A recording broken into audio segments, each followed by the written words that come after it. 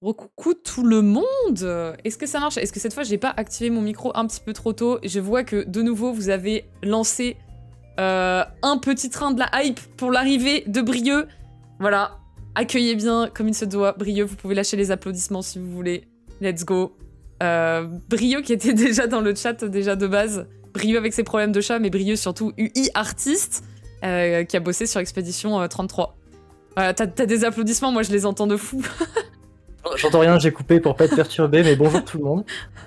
Tu fais bien en vrai parce que moi il y a moyen que je les ai en boucle, tu vois, genre à l'infini. La dernière fois on avait fait ça en live avec Mina et genre j'entendais les applaudissements à l'infini, tu vois. Et genre je les coupe sur le replay quand même, sinon c'est infernal. Mais ouais. Est-ce que je te fais une petite présentation, Brieux, mais tu enchaînes, enfin comme ce qu'on s'est dit à côté et tout, t'hésites pas à me couper si jamais il y a des trucs à des moments où t'es en mode vas-y je veux compléter les choses ou quoi. Mais pour recontextualiser un peu tout le monde, pour tout le monde, je sais pas si tout le monde était déjà venu sur ces lives où on vient parler de son métier. Brieux est du coup UI designer. Il a bossé sur Expédition 33, donc il était anciennement chez Sandfall Interactive.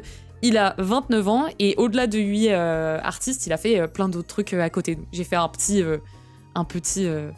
panel pour dire que tu as fait cadreur, motion designer, lead UX UI designer, technical UI designer. Voilà. Et qu'à la toute base, tu rêvais d'être prof d'art plastique. Oh, le rêve de tout le monde. Hein. Est-ce que tu veux nous en dire un peu plus sur toi, genre te présenter toi avec tes termes, peut-être Est-ce que tu veux faire un... Enfin, tu veux faire quoi? Tu veux faire un récap parcours ouais, déjà comme... Ou alors juste... Bah, littéralement, comme tu le sens, genre un petit récap en mode... peut-être vite fait, enfin tu vois par exemple là j'ai mis cadreur, motion designer, lead UX UI designer, technical UI. Pourquoi tout ça? Pourquoi UI artiste? Et puis en fait tout ce que tu as envie de dire sur ta présentation, dans tous les cas il y a toutes les slides après qu'on va dérouler. Donc sans toi à l'aise.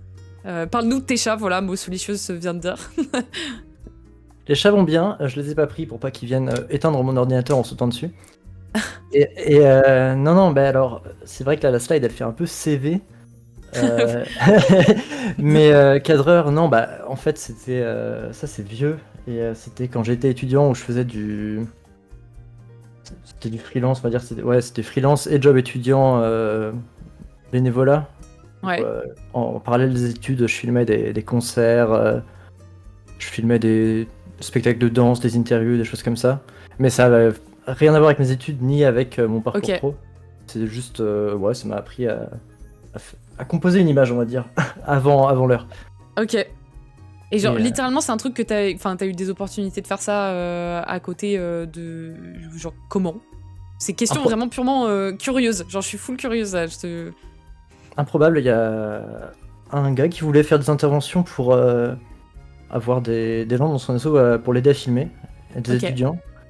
Et on a été plusieurs à être testés, et ceux qui étaient les plus motivés sont restés. Et après, on est devenus potes avec lui avec le temps. Il avait 5-6 ans de plus que nous. Et puis voilà, je suis resté peut-être 10 ans à filmer avec lui. Ah ouais, quand même. Ouais. Ah, c'est pour ça que c'est marqué dans mon CV, que t'as dû le remarquer ici. Mais, bah ouais. Non.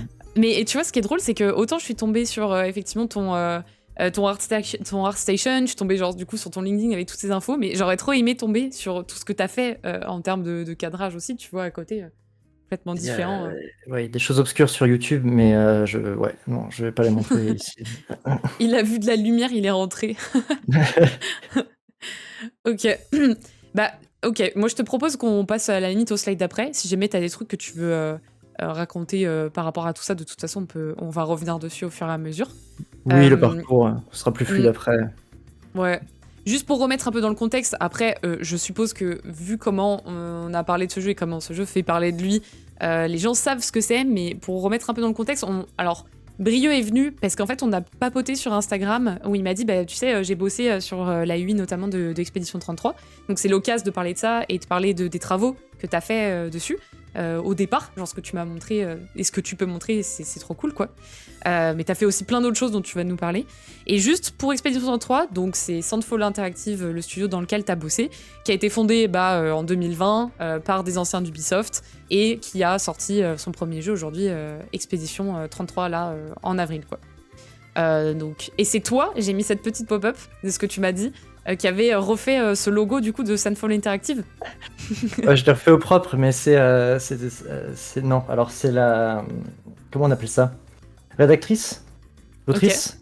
Enfin je sais pas, qui est celle qui fait les scénarios du jeu, qui avait fait tout le concept quasiment identique à celui-là. Moi je l'ai juste mis au propre et fait tous les trucs de graphiste pour que ce soit affichable sur tous les supports avant que le publisher n'arrive et veuille l'utiliser partout. Ouais.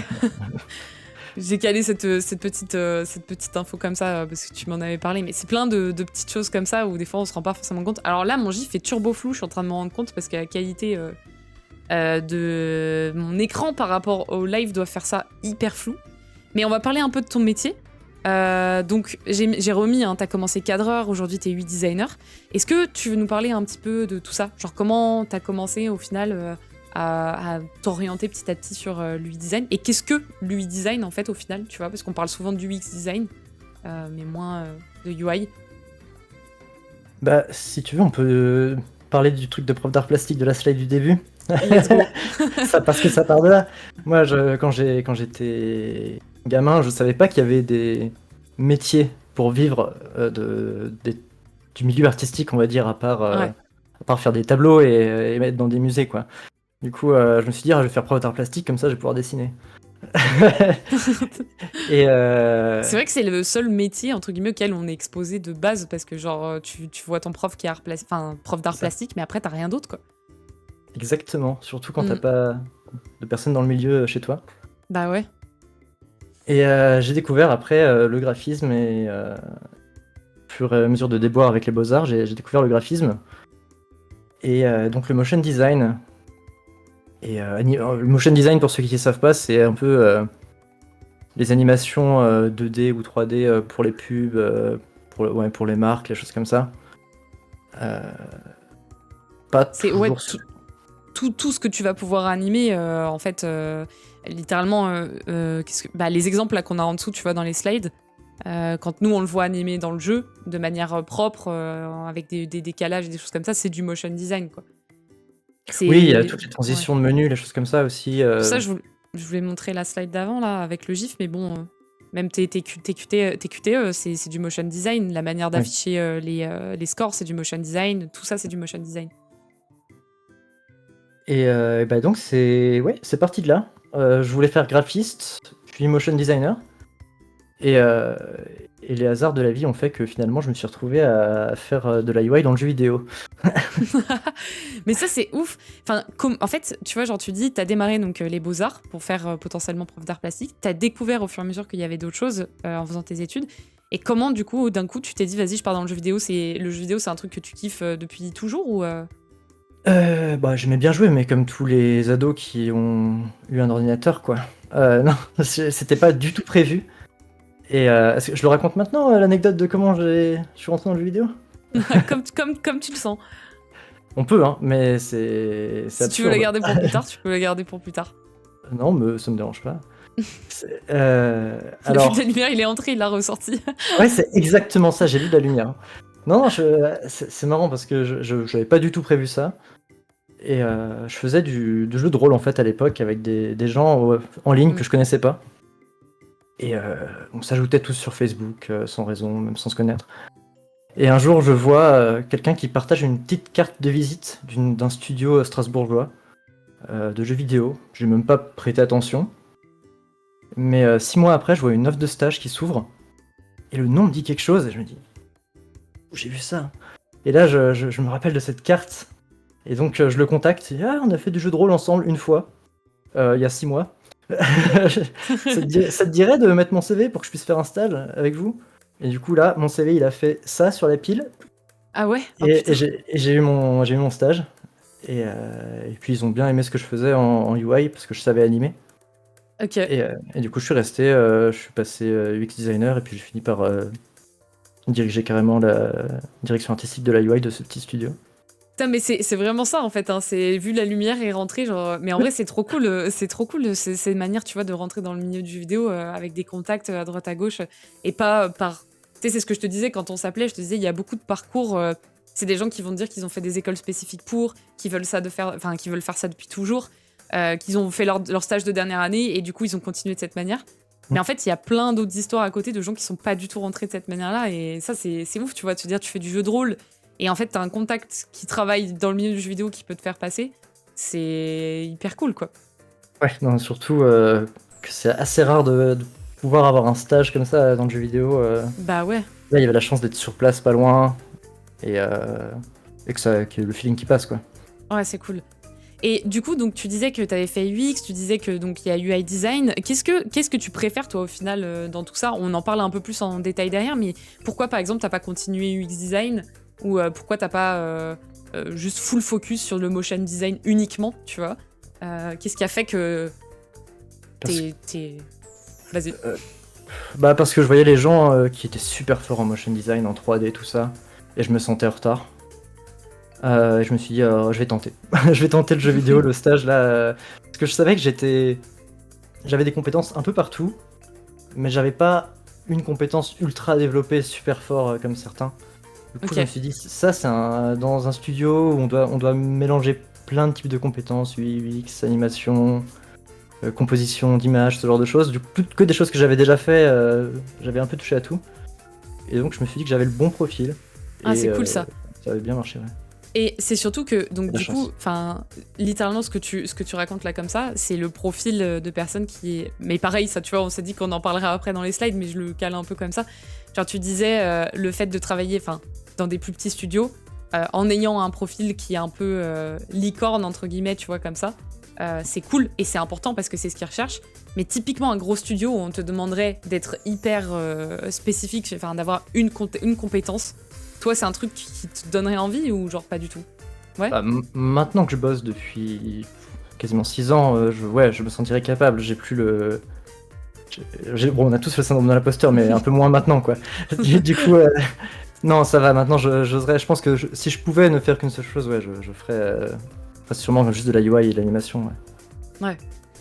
Ok. Mais et puis au final, en fait, tu te retrouves avec plein de trucs complètement différents, enfin, de ce que tu fais. La UX, est-ce que c'est un truc qui t'intéresse autant que la UI ou pas?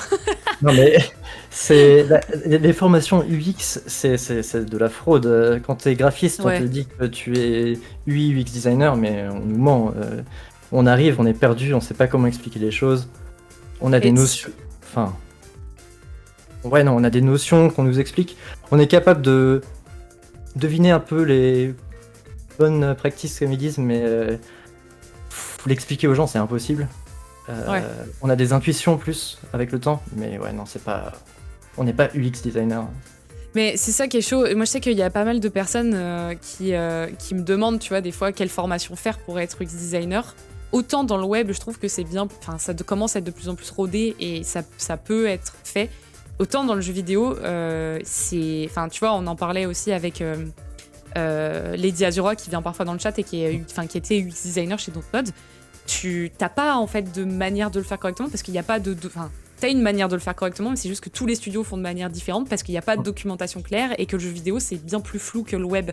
Et donc, du coup, avoir une formation d'UX pour le jeu vidéo, c'est galère. Mais du coup, effectivement, si jamais la formation ne t'a pas trop aidé et que toi, on te demande d'expliquer les choses, ça va être beaucoup plus intuitif. Et la UX, on va pas se mentir, ça fait chier certaines personnes. Genre, je pense que la UX chez Soundfall, ça les saoulerait de fou parce que c'est trop... en tout cas, c'est une image trop cadrée, tu vois. Il y avait le CTO, le directeur technique, il était plutôt bien calé parce qu'il avait bossé sur pas mal de menus, mais c'est pareil, il était comme moi, on avait des notions en UX, mais seulement sur tout ce qui était interface, alors que ça touche à un peu plus de choses que ça dans le jeu vidéo.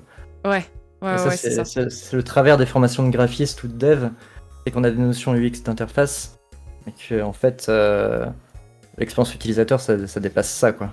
Ça dépasse, c'est hyper transversal en fait. Mais il y a Anna qui va spoiler un peu la suite de la présentation, mais vas-y.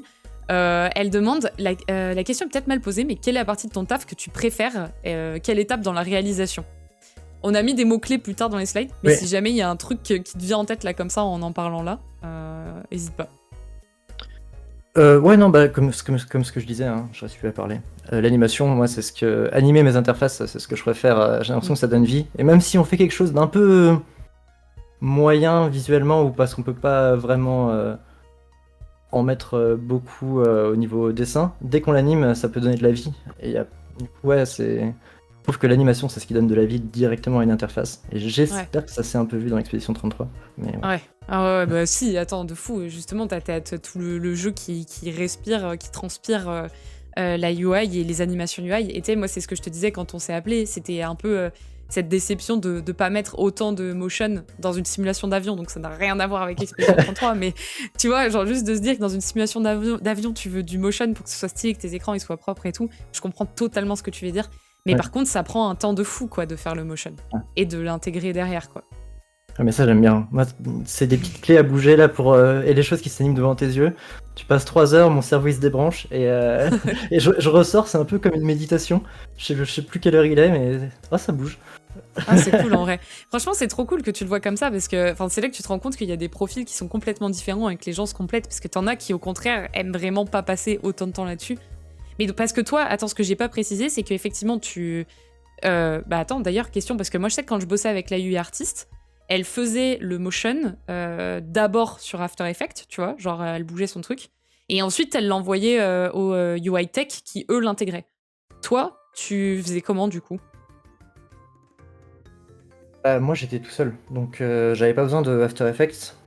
Et en vrai, After Effects, la façon dont on anime, c'est très similaire à ce qu'il y a dans Unreal Engine. Ouais. Donc je le faisais directement dans Unreal. Ok. Et sauf si il y avait besoin de faire des itérations rapides, ça m'arrivait de faire vite fait sur After Effects pour envoyer au DA et qu'on valide avant de mettre dans le moteur. Mais une fois que le jeu était déjà bien en place, une fois que la pré-prod était finie, moi je faisais tout dans le moteur directement. Ok. Y a Anna, je crois, qui dit « J'ai peur de la soirée à cause de ça parce que je me suis zéro spoil du jeu encore. » Normalement, il y a aucun spoil sur ce dont on va parler. Non, il y a des screens Ouais. peut-être qui seront partagés, qui ont des visuels qui sont pas du Ouais. début du jeu, mais à part ça, l'histoire sera pas spoil. Non, normalement non. Hop. J'ai quelques questions, donc du coup c'est ce qu'on avait vu ensemble, pour parler un petit peu autour de tout ça et de tout ce que tu pourrais nous raconter sur Expedition 33. Toi, clairement, donc on en a déjà un petit peu parlé là, hein, sur le motion design, l'intégration et tout. C'était quoi exactement ton rôle? Et t'avais un nom un peu spécifique, c'était pas juste UI artiste, c'est ça? Ouais. C'était alors Technical UI Artist en fait. Ok. Et pendant le Covid, c'était UI designer de génie. Non, Ça a switché.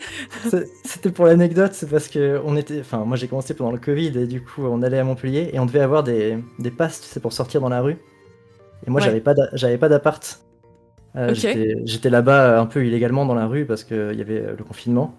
Et donc le CTO m'avait fait une petite lettre avec marqué UI designer de génie autorisé par Soundfall à se déplacer entre les venir, deux. à se déplacer dans la rue. Ouais. Non mais, Non, et du coup, tu es passé de UI designer de génie à technical UI artist, c'est ça? c'est ça. Ça, c'est le vrai terme, ouais. Et du coup, le terme technical UI artist, c'est pour parler du fait que t'étais aussi bien en faisant justement toute la partie artistique à imaginer que ensuite l'intégration derrière directement dans Unreal. Ouais, normalement les technical, ils font l'intégration, tout ce qui est shader. Donc c'est, pour ceux qui connaissent pas, c'est un peu les VFX des menus. Mm. Et ouais, normalement les technical sont plus focus là-dessus. Et moi, du coup, j'avais quand même un rôle de concept, puis de design, puis d'intégration, puis d'animation. Ok. Ah mais c'est cool. Il y a Mo qui demande si tu as gardé le papier. Non. Je pense pas. Tu l'as peut-être en photo, un truc comme ça, en souvenir peut-être. C'est possible. Mais du coup, tu parlais tout à l'heure du fait que t'es arrivé pendant le confinement, pendant la pré-prod. Est-ce que tu peux nous parler un petit peu de qu'est-ce qu'est la pré-prod, en tout cas chez Sunfall? Parce que tu sais, quand on en parlait ensemble, moi je t'avais dit que la pré-prod c'était vraiment la phase où on a la partie où on imaginait le jeu, la partie pré-prod où là c'était tous les designers et les directeurs en fait qui bossaient là-dessus, et ensuite la production où c'est les développeurs qui démarraient. Toi, c'était pas tout à fait ça, c'est ça? C'est juste que c'est pas aussi linéaire sur un petit studio où il y a 6 personnes, quoi. Ouais. Mais si, globalement, il y avait déjà le concept du jeu. Il y avait l'idée principale, mais tout était en train de se construire. Les mécaniques n'étaient pas encore développées. Les niveaux étaient pas encore faits. Il y avait peut-être un niveau dans le jeu. On Ouais. est 6. En fait, je suis arrivé dans les 6 premiers en 2020. Et du coup, on a commencé à, de mon côté, itérer sur qu'est-ce qu'on allait faire comme UI, à quoi ça allait ressembler visuellement. Ok. Et il faisait pareil sur le jeu, en fait. Il y avait les concept art qui commençaient à sortir et il y avait les premières versions des niveaux, mais ça ressemble pas du tout à ce que vous À ce que voyez c'est maintenant. aujourd'hui. Ouais, Mm. non. Et cette phase, pareil, je crois qu'on en... Bon, je vais arrêter de le dire, parce qu'à chaque fois, je vais dire, on en parle un peu après, mais vas-y. Alors, 2 choses. T'as dit que vous étiez 6, parce que du coup, à la Ouais. fin, tout le monde sait que c'était 33 plus toutes les personnes qui ont été missionnées d'autres organisations et autres pour aider sur le jeu. À la toute base, vous étiez 6. J'espère que j'ai bien compté, hein. Je suis pas sûr. 7 Bon, peut-être. moins de 10, quoi, en gros. Ouais, c'est ça. À quel point, du coup, ça fait changer ton taf, justement, cette évolution de, au début, il y a peu de personnes et d'un coup, il se met à y en avoir beaucoup. Est-ce que ça devient plus compliqué d'échanger sur ce que tu fais, que tout le monde soit au courant, tu vois, de ce que tu as mis en place, de justifier aussi, peut-être, le travail que tu fais? Bah, pendant longtemps, moi, ça m'a moins impacté parce que, en fait, je suis resté pendant quasiment 3 ans tout seul. Ouais. À part avec le directeur technique qui lui faisait l'intégration de la UI. Mais donc on échangeait à 2, 3, des fois 4 avec le concept artiste. Donc moi ça m'a moins impacté, ça m'a plus impacté dans les relations sociales avec les gens que je voyais pas Ouais. quand il y a eu 30 personnes d'un coup, enfin 20 personnes d'un coup en plus. Mais non, sinon niveau efficacité de prod côté UI, moi ça m'a pas, je peux pas en parler parce que ça m'a pas vraiment changé grand chose. Ça J'étais t'a en pas changé, ouais. télétravail, Ouais. et en plus avec un nombre restreint de personnes, donc non c'est. Mais en vrai, ce que tu racontes là-dessus, ça me fait penser à tellement d'entreprises, de potes, moi, qui m'ont raconté à droite à gauche, et moi, de ce que j'ai vécu pendant le Covid, et ensuite, quand je suis arrivée chez Asobo, de gens qui se retrouvaient à être très peu, et d'un coup, le Covid se termine et était 3 fois plus, tu vois, et genre, la dynamique est complètement différente, tu connais plus les têtes, tu connais plus tous les noms. Mais ouais, genre, je voulais revenir sur ce point-là, parce qu'effectivement, tu disais que vous étiez 6, je sais pas si les gens savaient qu'au départ, ça avait démarré d'aussi peu, tu vois, pour évoluer petit à petit. Et t'as parlé d'un autre truc, je voulais te poser une question aussi là-dessus. J'ai oublié ma question. J'ai oublié ma question là-dessus. Je vais juste rebondir sur le fait que vous étiez 6 de base, et puis voilà. Au niveau de ton rôle, du coup, on parlait du fait donc, que t'étais là en pré-prod, qu'il y avait pas mal de choses qui ont été faites là-dessus et tout. Comment tu communiquais avec les différentes équipes pour présenter justement ton travail? Est-ce qu'il y avait un process qui était un peu clair là-dessus, ou est-ce que ça se faisait au fil de l'eau? Alors au début on avait des daily reviews Ah ouais. où tout le monde partageait, parce qu'on était peu nombreux, tout le monde partageait ce qu'il avait fait dans la journée. Et c'est vite devenu chaotique parce qu'on était de plus en Ouais. plus nombreux. Et on a fait ça une fois par semaine, et à la fin de la semaine on avait des slides et on présentait tout ce que tout le monde avait fait dans la semaine Ok. sur ces tâches qui étaient prévues. Et voilà, du coup on planifiait une fois par semaine les grandes tâches à faire, les grandes décisions de comment le jeu allait évoluer. Et en même temps, chacun montrait les visuels de ce qu'il avait fait, ou pour les devs, ils montraient les features qu'ils avaient développées. Ok. Et il y a Tosh qui dit, c'était encore du steampunk quand t'es arrivé, est-ce que t'as dû suivre ce revirement dans ton travail? Non. Non, je suis arrivé après le steampunk. Il y avait déjà une petite passe de visuel qui avait été fait par Guillaume, et je sais plus qui à l'époque, honnêtement. Mais non, c'était déjà plus de steampunk, ils avaient du MetaHuman. C'est une banque de modèles 3D sur Unreal. Ok. Et du coup, non, c'était plus de steampunk, c'était le début de ce que vous voyez maintenant. Mais avant que le concept artiste soit passé par là pour ajouter toute la couche de peinture, des choses comme ça. Ok.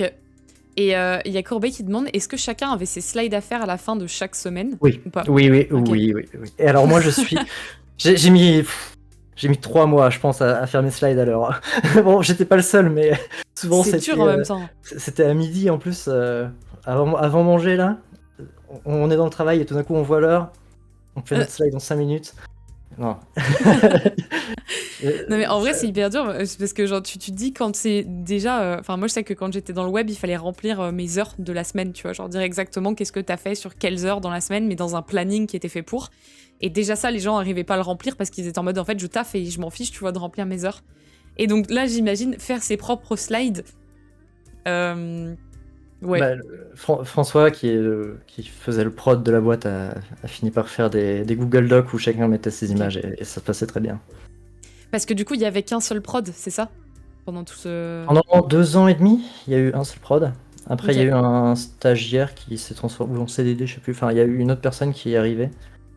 Et je pense qu'il est embauché maintenant de ce que je vois sur le site. ok, Et donc, ouais, ils sont 2 prods maintenant. ok.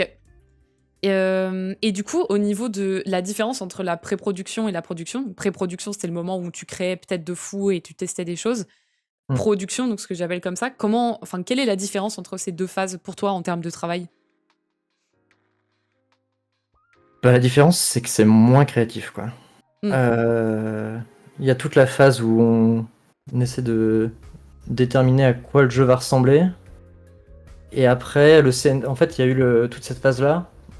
Et à partir du moment où on a eu le CNC, en fait, pour avoir des financements, c'est un peu le moment où on a eu de l'argent pour recruter de nouvelles personnes. Et le moment où on a commencé à définir l'identité visuelle du jeu. ok, Et donc tout s'est enchaîné, CNC, puis les financements par Kepler. Et là, après, on était un peu sur des rails où ça déroulait, il fallait qu'on sorte le jeu. On avait des deadlines. Et ça devait sortir normalement fin 2024. Bon, finalement, c'est ok. sorti début 2025, mais ouais. Est-ce que t'as eu beaucoup d'itérations du coup sur cette phase, cette deuxième phase avant le lancement du jeu ou Je peux pas, je saurais même pas te dire le nombre, mais oui.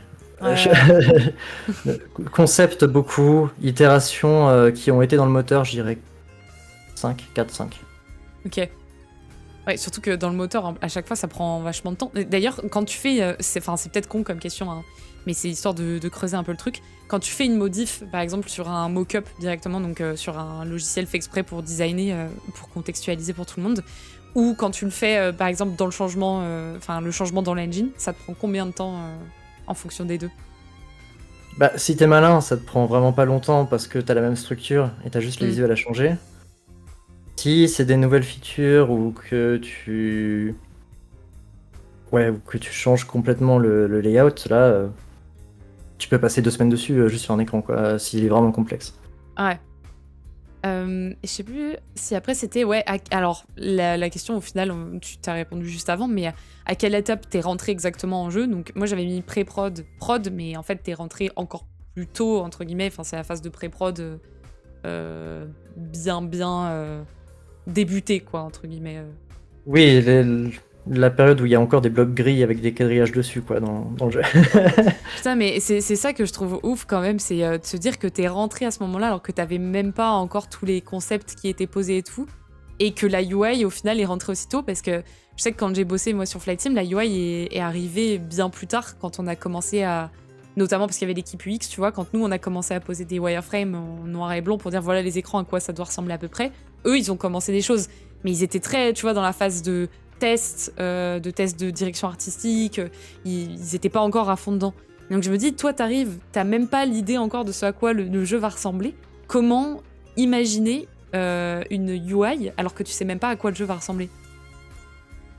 Bah, on avait les concepts de Nico qui avaient une vibe et on était d'accord, Nicolas et moi, sur la direction artistique qu'allait prendre le jeu au niveau UI et concept. En gros, un mélange Ok. peinture, art déco. Et donc j'ai juste eu à me baser là-dessus et après, petit à petit, si on se rendait compte que ça matchait plus, on changeait, hein. Ok. Au début, ça changeait tous les 2 mois et puis, qu'est-ce que j'allais dire? Je ne sais plus. T'es perdu. Non, mais enfin, ça change beaucoup, mais surtout, t'as de la chance au final d'avoir bossé avec les concept artistes aussitôt aussi, tu vois. Enfin, Je, de je pouvoir sais, te dire que la UI et le concept art sont faits ensemble. je sais ce que j'allais dire. Vas-y. C'est Guillaume, il aime bien. En fait, il voulait que la UI soit super présente dans le jeu, super importante. Et il a fait ça aussi pour la musique avec Laurien. Ouais. Laurien qui était le premier employé de la boîte, pour faire la Ouais. musique.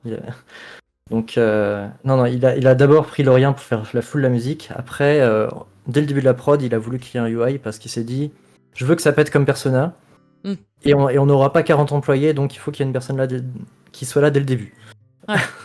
Non, mais ça, Bon, franchement, c'est trop cool, tu vois. Enfin, c'est vraiment le truc, on en parlait avec Exerve un peu aussi sur les sons, hein, mais pour moi, c'est pareil pour la UI, c'est que c'est des choses, des fois, souvent, qui passent pas en second plan, mais qui vont être rapidement dépriorisées si jamais t'es en mode, bon, bah, on a une mécanique qu'on veut mettre en place, bah, ok, on met pas cette animation dans la UI, ou alors on fait pas cette itération qu'on pensait mieux, ou le son, on verra plus tard. Au final, là, c'est tout l'inverse, au final, qui a été fait, quoi. Et genre, tu sens ouais. que tout a été construit ensemble. Il y a 2 questions qui sont passées que j'avais pas vues. Il y a Electia qui dit: est-ce que tu as intégré toi-même dans les widgets Unreal où tu crées juste les assets et tu les fake screen pour qu'un prog ou un intégrateur le fasse? Beaucoup de mots. Ouais, alors, je savais faire un peu de layout, mais c'était pas propre. Je me suis fait un peu Ok. taper sur les doigts au début, mais le CTO m'a bien montré comment ça fonctionnait, donc j'ai appris à le faire j'ai appris à le faire sur le tas, et maintenant ça marche plutôt bien, mais non, je faisais les layouts, je faisais juste pas... en gros, tu mets tes menus dans l'engine, tu fais en sorte qu'ils soient bien placés au bon endroit, qu'ils soient animés, etc. Par contre, après, t'as les devs qui viennent relier ça au gameplay, faire en sorte que quand t'appuies sur un bouton, ça s'active, etc., etc. Ça, c'est pas moi qui Cool. le fais. Ok. Ouais. Et j'ai vu qu'il y avait Anna aussi qui demandait est-ce que. Alors, je sais pas si tu peux répondre à ça ou si tu as envie de répondre à ça. Est-ce qu'il y a eu des soucis de crunch dans ton équipe? Oui, oui, mais partout, mais pas Ouais. énorme, pas, enfin, des soucis de crunch, non, enfin, ça a pas duré suffisamment longtemps pour que ce soit des soucis, mais il y avait des grosses Ouais. semaines, mais comme dans tous les studios, quoi. Ouais, enfin, c'est ce que enfin, je voulais répondre aussi là-dessus, tu vois, pour appuyer ce que tu dis en mode un peu dans les studios. Je sais que chez Asobo, par exemple, c'était demandé en mode qui veut faire des heures supplémentaires, mais en vrai, les gens sont pas mal incités, tu vois, pour quand même les faire. Et t'as des semaines où les devs, ils bossent à balle, quoi, en fait, pour pouvoir intégrer, parce que clairement, on se rend compte que s'ils font pas ça, bah, c'est le dernier maillon de la chaîne et que du coup, bah, galère, quoi, s'il y a pas ça. Sachant que là, je parle que des devs, mais la réalité, c'est que bah, si jamais tu te dis ça marche pas ce qui a été intégré et il faut le changer, ça remonte ensuite bah, au UI, concept art et tout ça. En vrai, les plus grosses semaines qu'on a eu où on devait finir et où il y avait des heures sup, des choses comme ça, c'était les semaines avant le CNC où on devait rendre un dossier et un jeu Ouais, plus ou moins fonctionnel. Et pareil, les builds pour Kepler où il fallait que ce soit testable. ouais. Et où là, en plus de faire tout le jeu, on était nos propres playtesters pendant une bonne partie de la prod. Bah Donc ouais, parce que tout le studio se mettait à tester, quoi. c'est ça que je voulais demander, c'est que du coup, est-ce que vous avez fait tester ça à des personnes en dehors du studio ou vous le gardiez pour vous parce que vous vouliez peut-être Exerve. pas que les gens voient? Non, mais pas que lui, mais oui, non, il y avait des gens qui testaient, effectivement. Mais pendant une bonne partie, c'était principalement nous. Et après, ça a été externalisé. Ok. Et quand vous l'externalisez, vous passiez par quoi exactement? C'était vos proches et tout, ou vous aviez ciblé des personnes spécifiques à qui vous vouliez faire tester? C'était un studio en Europe de l'Est de mémoire. Ok. Ouais, c'est enfin, directement il y a plein d'organismes qui proposent ça, ouais, de C'est ça. trouver des testeurs et de remonter tout ça. Ok. Et il y a Electa qui a dit c'est bon, un UI artiste qui intègre, ça me suffisait, je t'aime. Ouais, il y a beaucoup de gens qui me disent ça. Même juste mettre les images dans le moteur, des fois, on me dit que c'est miraculeux. Donc, Mais vraiment, enfin, moi je sais qu'il y avait des UI qui essayaient aussi de faire ça, tu vois, genre d'avoir un côté un peu plus tech pour pouvoir décharger et soulager les devs. Donc j'avoue, c'est cool que tu fasses ça, quoi. Mais ça, je pense que c'est le genre de trucs qui peuvent être faits parce que c'est un plus petit studio aussi, je sais pas. Ouais. oui, dans un plus gros studio, il y a des gens dédiés à ça qui sont beaucoup plus compétents. Ça, c'est vraiment pas ce que j'aime faire. Je le fais Mm. parce qu'il fallait le faire. Ça marche, mais ça pourrait être tellement plus propre s'il y avait Mm. une personne dont c'était le métier principal. C'est Clairement, je comprends. Euh, Parfaite transition sur quel était ton lien avec les designers et les devs, du coup. bah, c'est que c'est ton slide là, c'est exactement une des phrases dans mes lettres de motivation que j'envoie aux entreprises. C'est un truc de genre, j'étais le lien, j'étais le pont entre les devs et les artistes, machin, un truc comme ça. Mais c'est trop bien, moi je l'utilise un peu aussi. En plus en UX, c'était littéralement le pont avec tous les métiers. Genre, t'es en mode, je suis de multi-pont. Mais, mais du coup, ouais, en fait, enfin, j'ai l'impression que là où c'était vachement cool quand même, c'est que t'étais. Bah, en même temps, en étant 33, tu me diras, mais vous étiez vachement proches en fait tous les uns des autres et c'était pas une personne fait ça et c'est tout. Est-ce qu'il y a eu, ok question parce que Léo il en parlait un peu, mais est-ce qu'il y avait des disputes entre guillemets de enfin qui doit le faire ou pas? À propos de quoi? Pardon, j'ai été Tu perdu. sais, des tâches, des fois, c'est un peu en mode dans des plus gros studios, ça va être, bah, ça, par exemple, c'est la tâche de telle équipe, ça, c'est telle équipe, et des fois, t'as des disputes un peu comme ça de qui est censé s'en occuper parce que t'es tellement nombreux et tellement divisé, entre guillemets, qu'il y a ça. Mais du coup, je me posais la question pour vous, vu que vous aviez l'air tous hyper liés et de bosser tous ensemble un peu en ayant un peu tous des compétences larges, tu vois. C'était super bien organisé en vrai.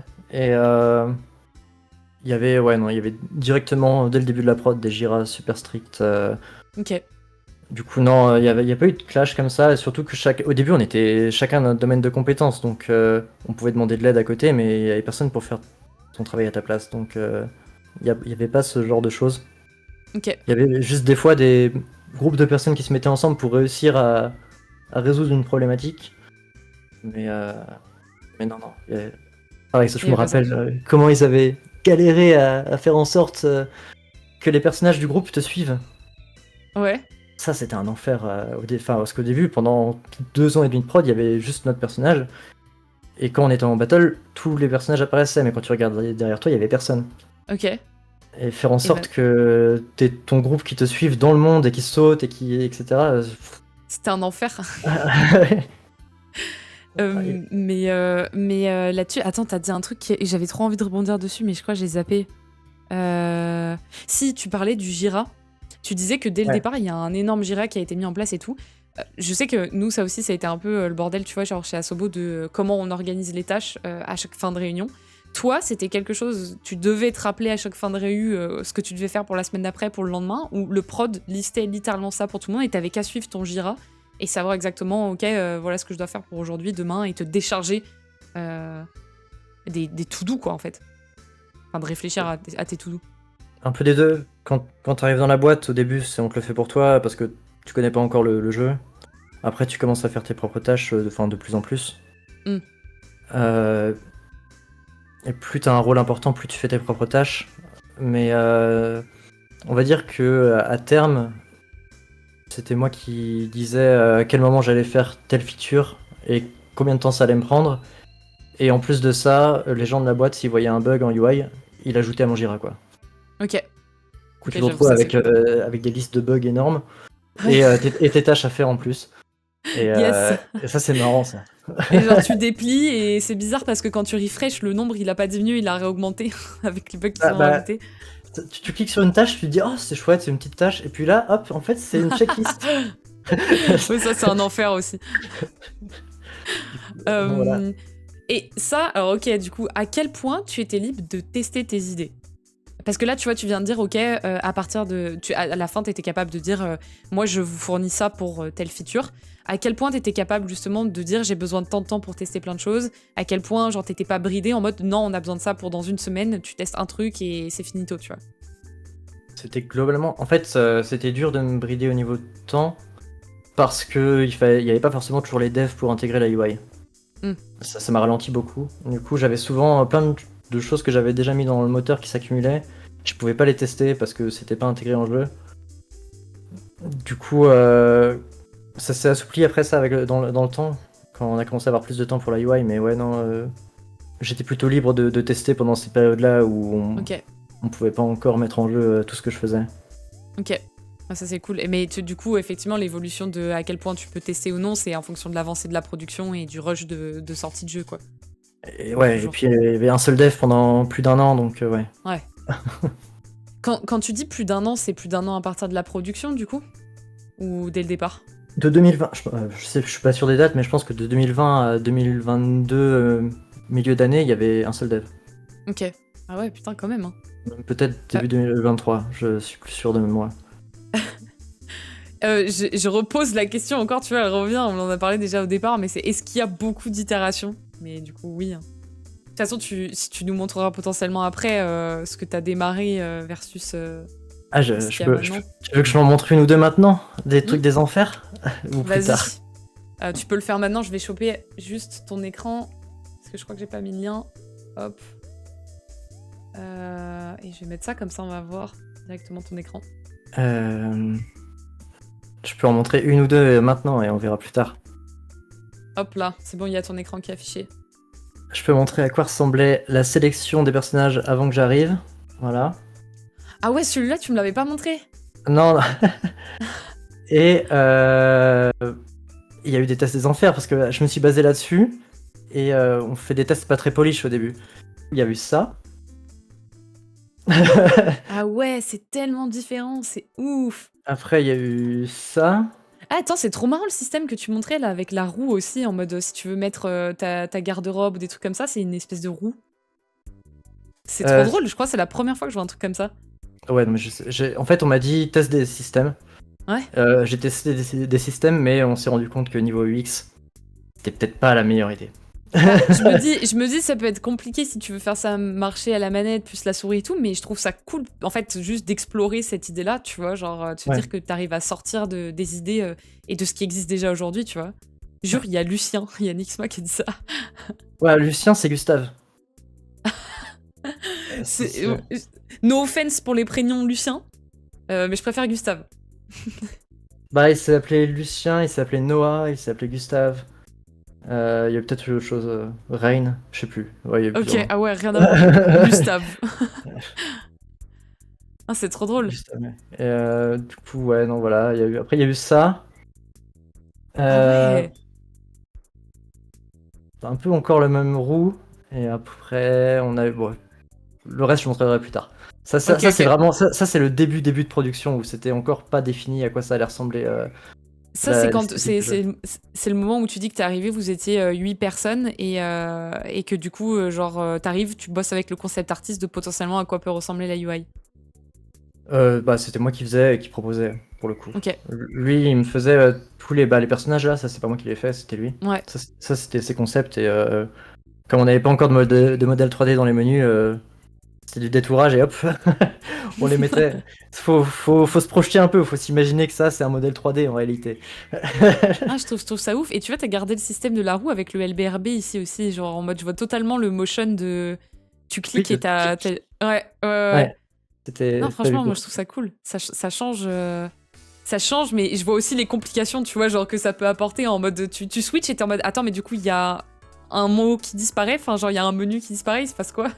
Non, bah à terme on aurait juste fait déplacer le hover sur le truc, hein, je pense. Ah non, mais en vrai c'est cool. C'est cool de voir ça. Et donc ça c'était au tout début du coup. Ouais. Est-ce que tu veux qu'on repasse sur les slides comme ça tu spoil pas tout de suite ce que tu veux montrer après? Je vais repasser sur les slides. Ouais, si tu veux. Elles sont là. Hop. Ok. Donc ouais, ce qu'on peut voir, la question c'était est-ce qu'il y a beaucoup d'itérations? Tu vas me montrer déjà ce qu'il y avait au tout départ versus ce qu'il y a maintenant. Anna, elle dit j'aimais bien la roue visuellement, je sais pas à quoi ça ressemble actuellement. Plus du tout à ça. Non, mais il y avait quoi, 20... Ouais, à chaque fois il y avait 15-20 concepts par écran au tout début. Hein. Ouais, j'exagère. Ouais, au moins 15. Et du coup, comment ça s'est fait d'ailleurs pour se décider, tu vois, au fur et à mesure, c'était des réunions qui étaient organisées pour que tu montres les différents concepts que tu avais en tête par rapport à la UI, ou c'était pareil, vu que vous étiez que 8, en mode fil de l'eau, tu faisais, t'envoyais... Bah là, ce que j'ai montré, comme c'était un peu moche, on se disait, oh, on garde pas.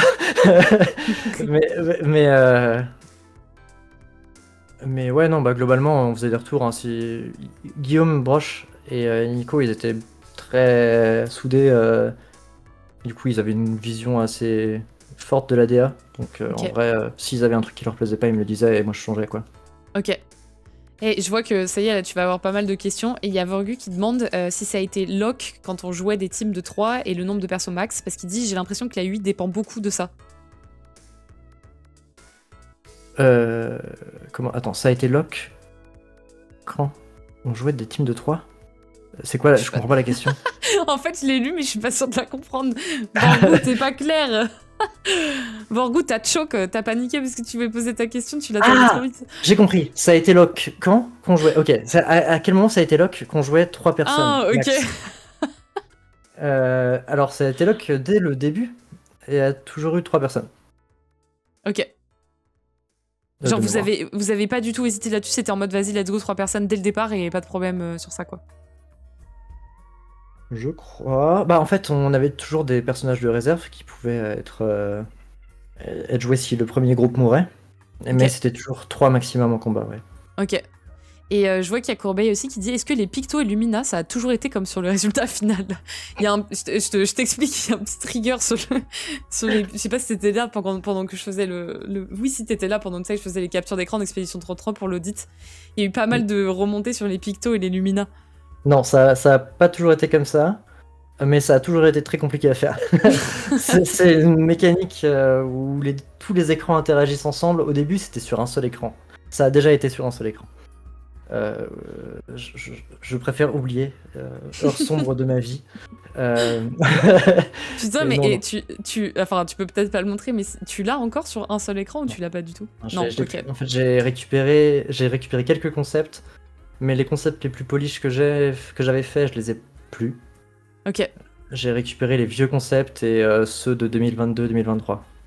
Et parce que là-dessus, conseil pour le chat, si vous bossez sur un jeu, des fois vous avez la tête dans le guidon et tout de fou, mais prenez des captures d'écran et essayez de faire des dossiers par mois ou à la limite par trimestre pour essayer de voir les évolutions, parce que ça vous prendra 1000 fois moins de temps de le faire au fur et à mesure qu'à la fin vous allez vous dire vas-y, soit je récupère tout sur une clé ou alors je le fais, ou c'est trop chiant.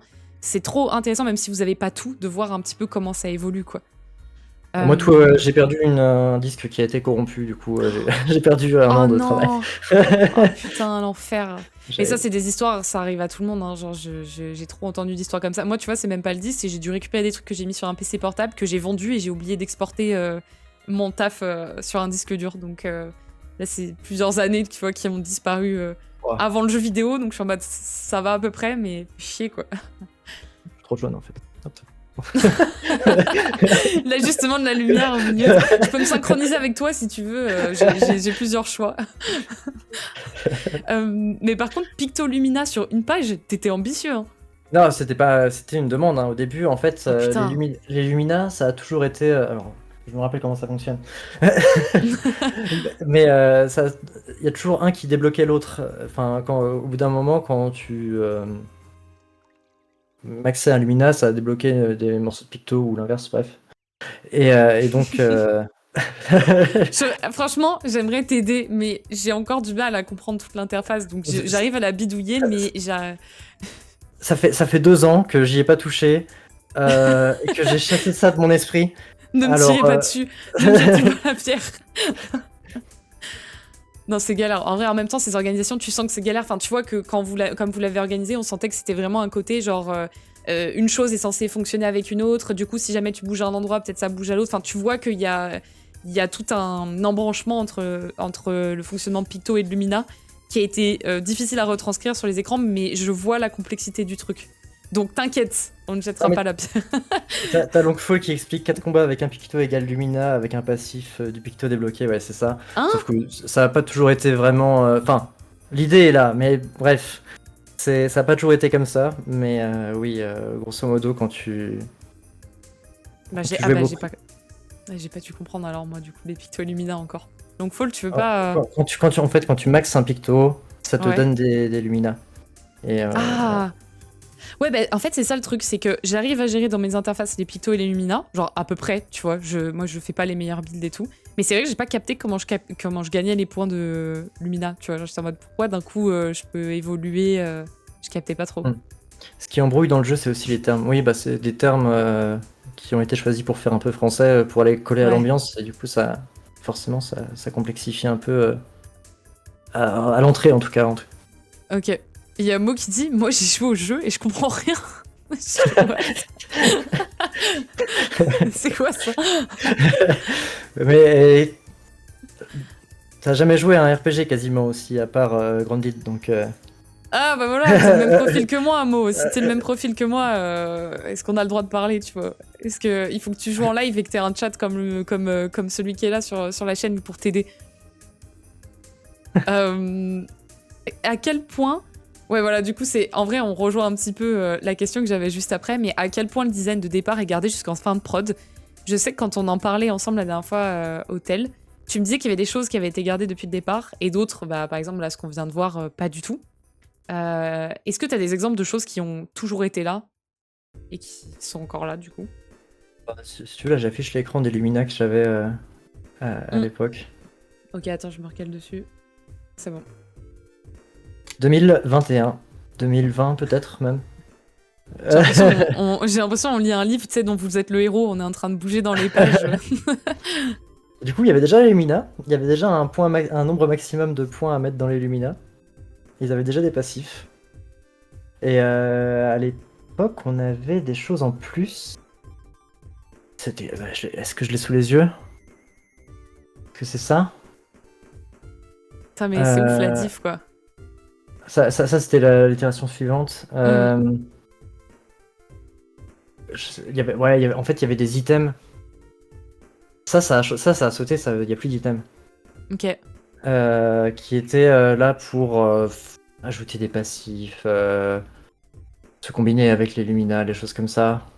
Et je vous montrerai un écran un peu cool plus tard aussi qui a sauté complètement. Mais pour spoiler, il était censé y avoir un blacksmith, un forgeron, pour modifier les armes. Ok. Putain, mais Et Vas-y, vas-y. Non, je poserai vas-y, après. non, vas-y. Non, parce que ça va switcher. Je poserai ma question après, vas-y, t'inquiète. Mais je sais plus, j'ai dévié. Je suis Tu parlais du parti sur une forgeron. route. Merde, je t'ai perturbé, non. Non, tu me demandais s'il y avait des choses qui avaient sauté. J'ai dit oui, Oui, le forgeron et les items, ça a sauté. ok. Les pictos, les Lumina, ça a toujours été là. Ok, et en fait, tu vois, le truc auquel je pensais en disant est-ce qu'il y a des trucs qui ont sauté en termes de. Alors, il y a deux choses. Il y a les fonctionnalités pures, tu vois, du jeu, en mode qui ont été là depuis le départ et qui sont là jusqu'à la fin. Mais il y a aussi le côté niveau UI, tu vois, genre toi, ce que t'as mis au départ, là, ce que tu nous montres versus ce qu'il y a à la fin du jeu. Est-ce que il y a beaucoup justement par exemple le forgeron, tu vois, qui saute, qui n'existe plus. Est-ce que toi, ça t'a redemandé énormément de retravail? Genre par exemple des moments où t'es en mode purée, il y a plus du tout cette fonctionnalité, donc en fait ça me pète tous mes écrans et il faut que je repense tout. Non, le forgeron, non, parce que ça a jamais été en jeu. Ça a été pensé pour. Mais ça a jamais. La UI a jamais été intégrée. Parce que c'est un truc super complexe et Ok. on a bien vérifié qu'on le faisait avant de l'intégrer ou pas. Ouais. Par contre, ce que tu vois là, ça a été en jeu quasiment comme tel pendant quelques mois, à l'époque, en Ok. 2020. Et Et ça a sauté parce que genre vous avez fait des playtests et ça marchait pas ou changement d'avis parce qu'on trouvait ça moche. Ouais. Est-ce que, et tu vois, genre par rapport à ça, du coup, question, est-ce qu'il y a beaucoup de choses qui ont sauté parce que justement il y a des avis dans le studio qui sont en mode non, on garde pas ça, ça saute, machin? Ou est-ce qu'il y a des choses, des fois, c'est aussi les retours utilisateurs? Parce que là, pour l'instant, de ce que tu dis, j'ai l'impression que c'est surtout les avis en interne, pas tant au final des tests, quoi. Bah, non, en fait, les avis en interne, pendant la première année et demie, ça a été beaucoup ça. Et bah, il y avait Exerve quand même qui a fait des retours fin de première année. Oui. Et il nous faisait des retours sur les menus, des choses comme ça. Il a fait des très bons retours Exerve côté UI. Et côté UI de combat surtout. Ok. Non, sinon c'était beaucoup de retours en interne. En fait, on testait, on jouait et on regardait si on réussissait à jouer. Et si même nous on était perdus en connaissant les fonctionnalités, c'est que ça marchait pas. Ok, ça j'avoue c'est. Et en vrai c'est fort de réussir à faire des trucs comme ça parce que je sais que nous on testait. Alors encore une fois je compare avec Fletim, hein, c'est pas du tout pareil, mais des fois on testait tellement en boucle qu'on connaissait par cœur et donc tu finis par ne plus te rendre compte de ce qui marche pas, tu vois. Oui, on avait fait un truc malin pour ça. Vas-y. C'est que c'est pas toujours les mêmes groupes de personnes qui testaient. Et si une personne Ok. avait testé, elle testait plus pendant 2 semaines. Et après, Ok. elle revenait dessus. Tu vois, enfin, il y avait des délais où ça tournait. Comme ça, les gens ils revenaient avec un regard frais sur les nouvelles fonctionnalités. Ah, c'est trop cool ça. Et purée, mais j'ai l'impression que ouais, niveau orga, même si c'était un petit studio, vous aviez des bases bien plus structurées que. Enfin, sorry à Sobo pour la balle perdue, mais votre organisation elle donne envie, tu vois. Après, François était très organisé et combiné avec C'est les Guillaume François, ça. et Tom. François, c'est le prod, pardon. Et Guillaume et Tom, c'est CTO et CEO qui avaient déjà bossé à Ubi. Et du coup, Ok. ils avaient déjà été sur des grosses prods. Et ouais, ça Ah bah tournait oui, je quoi. suis bête. Ouais, ils peuvent, ils peuvent reprendre des choses qu'ils ont déjà vues dans des grosses C'est productions pour ça. pouvoir les appliquer à des plus petites. Et J'ai envie de. j'ai Je vire cet écran moche. Vas-y, attends, je repasse sur mes slides alors. Ok, attention, il y a Vorgou qui pose une question. Est-ce que je vais la lire correctement? Le sujet de la map, c'est Vorgou qui parle. C'est géré par qui? Je me demande comment ça marche, les allers-retours entre level design et map dessinée. Je sais pas si tu peux répondre à ça. Un peu. Il y avait... Honnête. tu veux que je te dise, il n'y avait pas de map dessinée pendant longtemps. Attends, quoi? Il y avait du blockout, il y avait des maps, mais c'était des croquis, quoi. Il y avait pas un... Au début, le level designer, il faisait pas une map super détaillée. Il y avait... Après, il y avait des itérations où c'était des... Comment dire? Il y avait une sorte de miro, où il y avait la forme globale, avec des points d'intérêt, des choses comme ça. Et grosso modo, le tracé à quoi la map allait ressembler, mais après, il le faisait rapidement en jeu. Ok, Il y avait pas... directement, genre, il n'y avait pas de doc spécifiquement sur la map. Je dis peut-être des grosses bêtises parce que c'était vraiment pas mon domaine et j'étais pas sur place, mais de mémoire, au début, non. Après, il y en a eu. Ok, Après, c'est sûr qu'il y en a eu. ok. Et il y a Anna qui dit la carte paraît que ça a été controversé. Est-ce qu'il y a eu des réalisations de maps différentes à un moment? Je crois qu'il y a des gens en fait qui pas mal de personnes en parlent sur internet aujourd'hui. Ils sont en mode pitié, on aimerait bien une mini map. Je crois que c'est ça qu'ils demandent. En mode ils sont un peu perdus. Et il y a des retours sur le level design comme quoi ça aurait pu être fait différemment. Je pense que c'est ça que Anna mentionne. Alors, moi j'étais extrêmement nul au jeu. J'ai toujours été nul au jeu. Et du coup, j'avais besoin d'une map. J'aurais demandé et ils m'ont dit non. Et parce que. Et tu t'es perdu. Ouais, ils voulaient que ce soit un peu comme les Souls, que ce soit pas guidé, tout ça. Et par rapport à notre level design, ils ont dit vous allez voir, notre level design va être tellement clair, ça va faire sens, il y aura pas besoin de map. Bon. Maintenant, faut le prouver, quoi. Mais Oupsie. Après, c'était un choix, il fallait tenter. Moi, avec le temps, on s'habitue. Ça fait sens par rapport à l'histoire de pas avoir de map parce qu'ils sont sur un continent qu'ils connaissent pas. Ouais. Voilà. Je crois que j'avais vu une interview justement de Guillaume, alors je sais plus si c'était... Je crois que c'était avec JDG, mais je suis pas sûre. Oui, je l'ai pas vu en entière, où il parlait du fait que justement lui il avait un peu cette relation amour-haine avec les maps, où il disait des fois il kiffait les maps, mais en même temps il les regardait tout le temps et il voulait pas que le joueur fasse ça. Mais tu vois, comme il en parlait, il était pas en mode 100%. En tout cas, c'est la sensation que ça m'a donné de regarder cette vidéo, en mode 100%, on a trop bien fait de pas mettre de map, potentiellement par rapport, tu vois, genre au retour peut-être des joueurs. Moi je sais que le jeu j'y joue, je trace, tu vois. J'essaie de tracer un chemin et je me focalise sur un seul chemin. Et tant pis pour le reste. Ouais, je vois ce que tu veux dire, j'ai fait pareil. Mais là, il venait d'Ubisoft, où tu vois les maps Ubisoft Assassin's Creed, à quoi ça ressemble, avec des points d'intérêt partout, des choses comme ça. Ouais. Je pense qu'ils ont voulu prendre la tangente de la mode Ubi d'où ils venaient, qu'ils en pouvaient plus, et ils ont fait ça. Et pourquoi pas, en vrai. Et puis il y a aussi le fait que si t'as une carte, toutes les zones secrètes, tu vois une zone noire où tu dois aller et tout, tu sais où ça va être un peu. Enfin, c'est compliqué à cacher, il y a plein de choses. Ouais. Si tu veux garder un peu de mystère, ne pas avoir de carte, ça marche. Je vois qu'il y a Seb qui demande comment on se retrouve à tester des jeux pour un studio. Alors, moi je sais que pour pour Asobo, c'est complètement. C'est vraiment en mode tu peux postuler et peu importe un petit peu en fait le background que tu as derrière, peu importe ta formation ou quoi que ce soit, ils peuvent prendre des gens qui sont motivés, qui prouvent qu'ils jouent aux jeux vidéo, qui ont peut-être qui streament. Hein, des fois, c'est des gens comme ça avec des profils complètement différents. Et après, c'est juste ta capacité à être minutieux. Souvent, c'est des CDD qui sont conduits en CDI. En tout cas, c'était ça chez Asobo. Toi, je sais, est-ce que vous aviez pas de QA testeur à Sandfall? C'était externalisé? Par intermittence, j'en ai eu quelques-uns. Il y en a quelques-uns tout au long du truc. Mais souvent, c'est des freelances de mémoire. Et il faut être... en vrai, il faut savoir faire de la doc. Enfin, il faut savoir bien noter tes idées et structurer un peu la façon dont tu analyses le jeu, genre par étape, tu vois. Je sais pas comment le décrire, mais une doc bien faite, tu vois de suite ce qui va pas.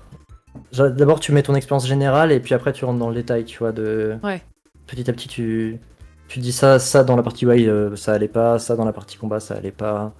Parce que Seb, quand tu parles de justement tester des jeux, j'ai parlé de QA tester. QA tester, c'est Quality Assurance, je crois que ça veut dire exactement. Et donc c'est vraiment tester des bugs. Mais genre, c'est pas en mode tester, en tout cas chez Asobo c'était ça, c'est pas en mode tu testes et tu t'amuses. C'est vraiment en mode tu testes, tu rentres dans les murs, t'essaies de faire une fin de mission par exemple, tu vois, qui est différente, tu bouges dans les menus de manière différente et c'est vraiment essayer de tester de manière hyper détaillée le jeu, quoi. Moi, je parlais consultant playtesting pour parler aussi des features et tout, des problèmes de mécanique de jeu. Mais c'est vrai que Ouais. QA tester, c'est un peu plus différent, un peu plus rébarbatif, où tu dois juste passer ton temps dans les mêmes levels tout le temps à Ouais. voir s'il y a des bugs ou pas. Et toi, playtesting, du coup, tu faisais peut-être plus référence à par exemple ce que Xserve a fait, Ouais, notamment. Ouais. ouais, il y a pas mal de gens qui ont fait ça au début parce que t'en as besoin des retours Mm. d'expérience.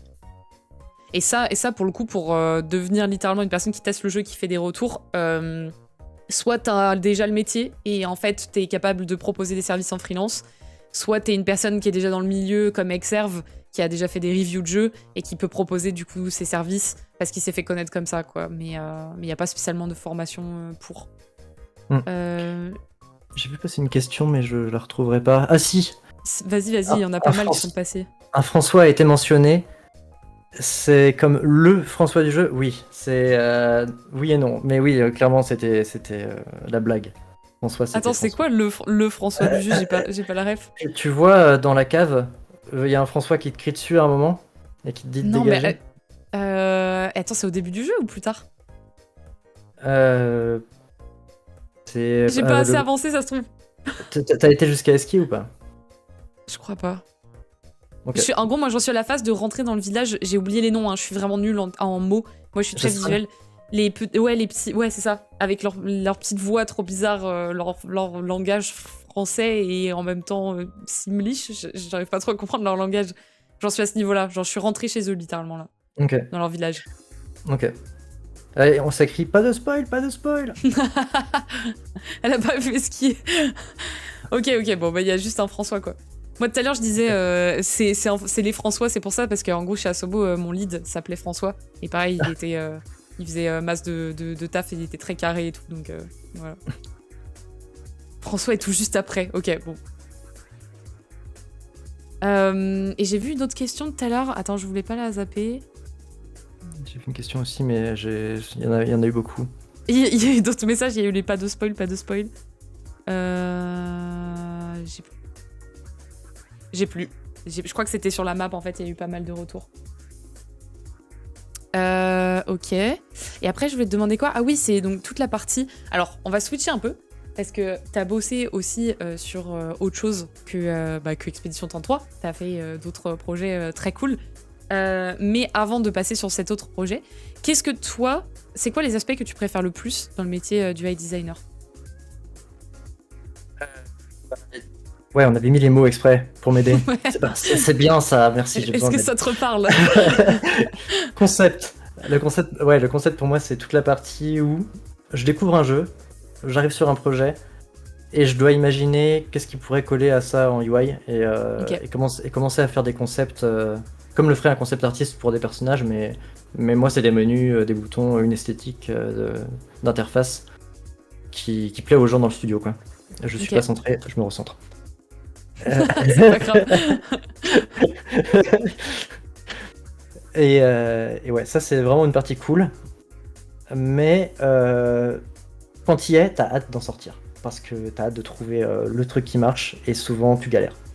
Ok. Mais c'est une phase cool parce que tu fais plein d'itérations, C'est t'es une phase complètement libre. explorative, quoi. Ouais, c'est ça. J'imagine que dans les gros studios, t'as moins de temps, c'est moins libre. Mais Bah, moi j'ai toujours ça été en anglais dépend. donc. Ouais, ça va dépendre de la phase de pré-prod, tu vois. Genre là, pour le coup, je peux pas trop en parler parce que c'était des projets qui sont pas annoncés chez Asobo, mais pour le coup, il y en a où les gens ont eu le temps, tu vois. Alors, des fois, trop de temps. Ouais. Mais ouais. Et Et t'as la partie l'animation, animation, ouais. c'est ça que j'avais dit tout à l'heure. Moi, c'est ce qui fait que j'ai l'impression de donner vie à mes menus, quoi. J'ai envie que quand les gens ils cliquent sur les boutons, ils se disent waouh. Parce que la UI, souvent, c'est quand c'est bien fait, tu la remarques pas. Et quand c'est mal fait, c'est casse-pied, tu te dis, oh, ce jeu, c'est chiant, je devrais pas dire ce mot-là dans mon stream. Mais bon. C'est pas grave. ça marche pas. Et on n'a pas envie de jouer, quoi. On n'a pas envie d'aller dans les menus, etc. Du coup, ouais, soit c'est bien fait, on oublie, soit c'est mal fait et on les remarque. Et je me dis que l'animation, c'est un bon moyen qu'on remarque tes menus, quoi. Ouais, clairement. Et c'est une histoire de remarque de menu, mais même, tu vois, genre, on en parlait tous les deux quand on s'était appelés en termes d'expérience de jeu. Il y a un peu ce débat de, des fois, voilà, si tu mets trop d'animation, c'est que peut-être t'es en train de compenser quelque chose, mais vraiment, même l'UX, enfin l'expérience globale, t'as trop besoin d'animation pour essayer de retranscrire des émotions. Sans ça, tu te rends compte de à quel point il y a un écran de base qui peut avoir une tête complètement différente à partir du moment où genre t'as de l'animation, quoi. Je vois. Brieux, question Attends, je préviens sérieuse. juste. Oui. Désolé, il y a le chien qui fait des bruits bizarres et il y a mon mec qui s'en fout. Alors du coup, je le préviens. Désolé. Vas-y. Non, on m'a posé une question très sérieuse. La truffe, t'en penses quoi? Ah Non. putain, l'énergumène. Ok, t'en penses quoi, vraiment?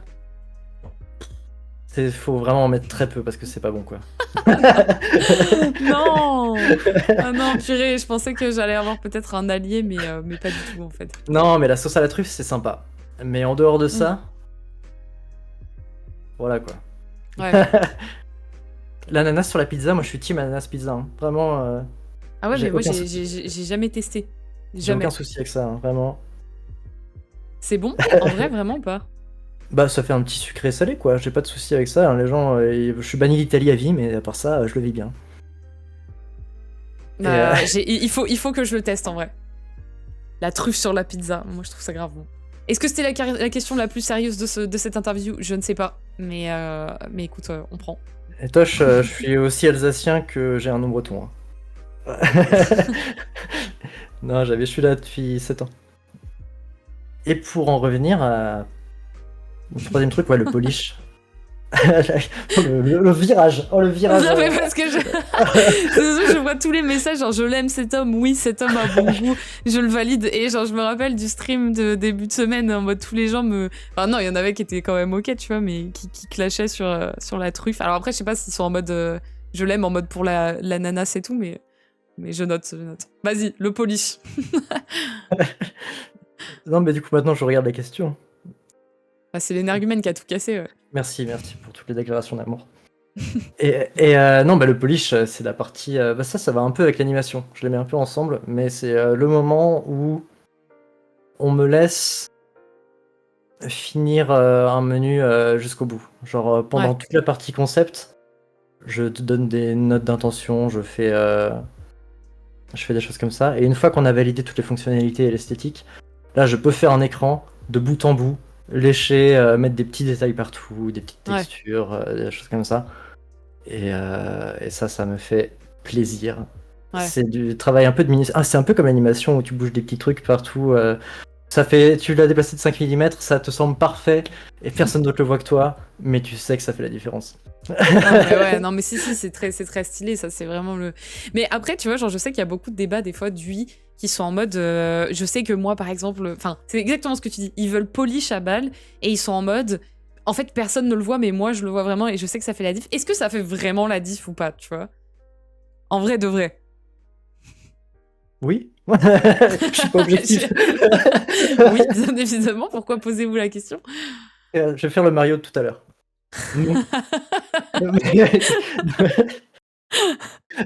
Non mais en vrai, je capte de fou ce que tu dis, genre le côté où une fois que t'as posé le truc et où tu peux justement de fou aller loin en fait dans ce que t'as imaginé et le faire de manière hyper propre, c'est cool ça. Bah non, ça fera pas la diff pour tout le monde, il y a des gens ils s'en fichent. Mais pour ma satisfaction personnelle, pour les gens qui font le même métier que moi et pour le plaisir du travail bien fait, ça fait la diff. Ouais, et puis peut-être, tu vois, en termes d'émotions ressenties aussi, des fois, il y a des choses qu'on connaît pas spécialement en tant que consommateur parce que, genre, juste, ça nous est pas familier, mais en fait, tu te rends compte dans ce que t'as ressenti que c'est un cumul de plein de petites choses hyper propres qui font que tu as ce ressenti global, tu vois. Oui, des fois, juste, c'est des petits détails qui font que ça fait tout le sel de la chose. Genre, une transition, au lieu d'être devant ta gauche à une vitesse stable, tu l'as fait accélérer au tout début et ralentir à la fin, et personne ne le remarque, mais en fait, c'est ça qui rend la chose propre, quoi. Ouais, c'est ça. Et du coup, sur la partie des choses que tu aimes le moins. Ah, bah c'est l'écran à propos. L'écran à propos avec le premier mot, iconographie.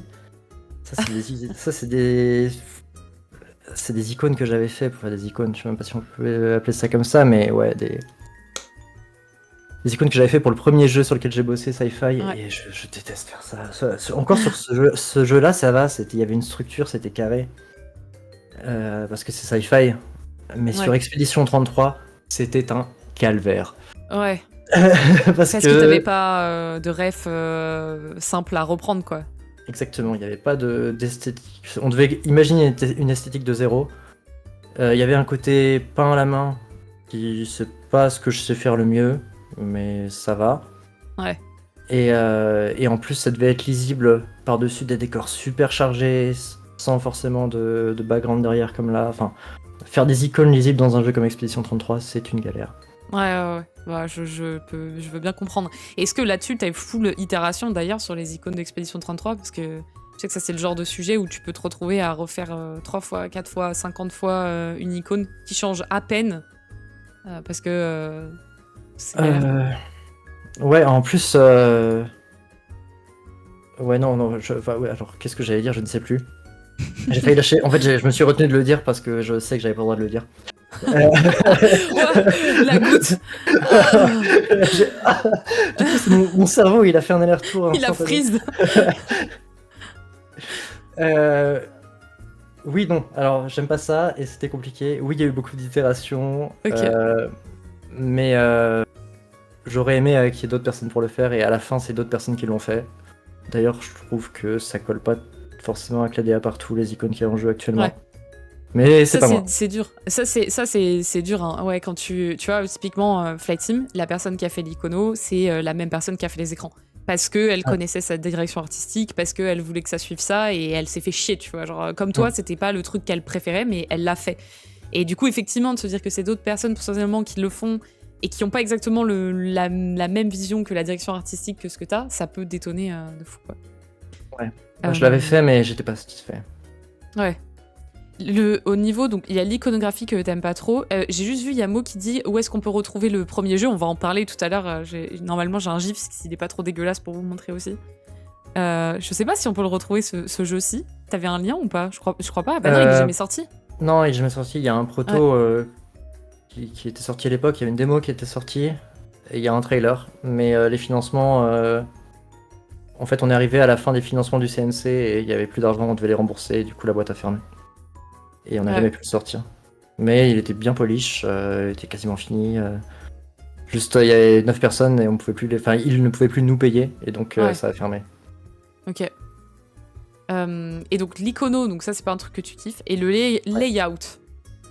Bah, le layout, c'est ce que je disais tout à l'heure, c'est je le fais parce qu'il y a besoin et que je sais le faire.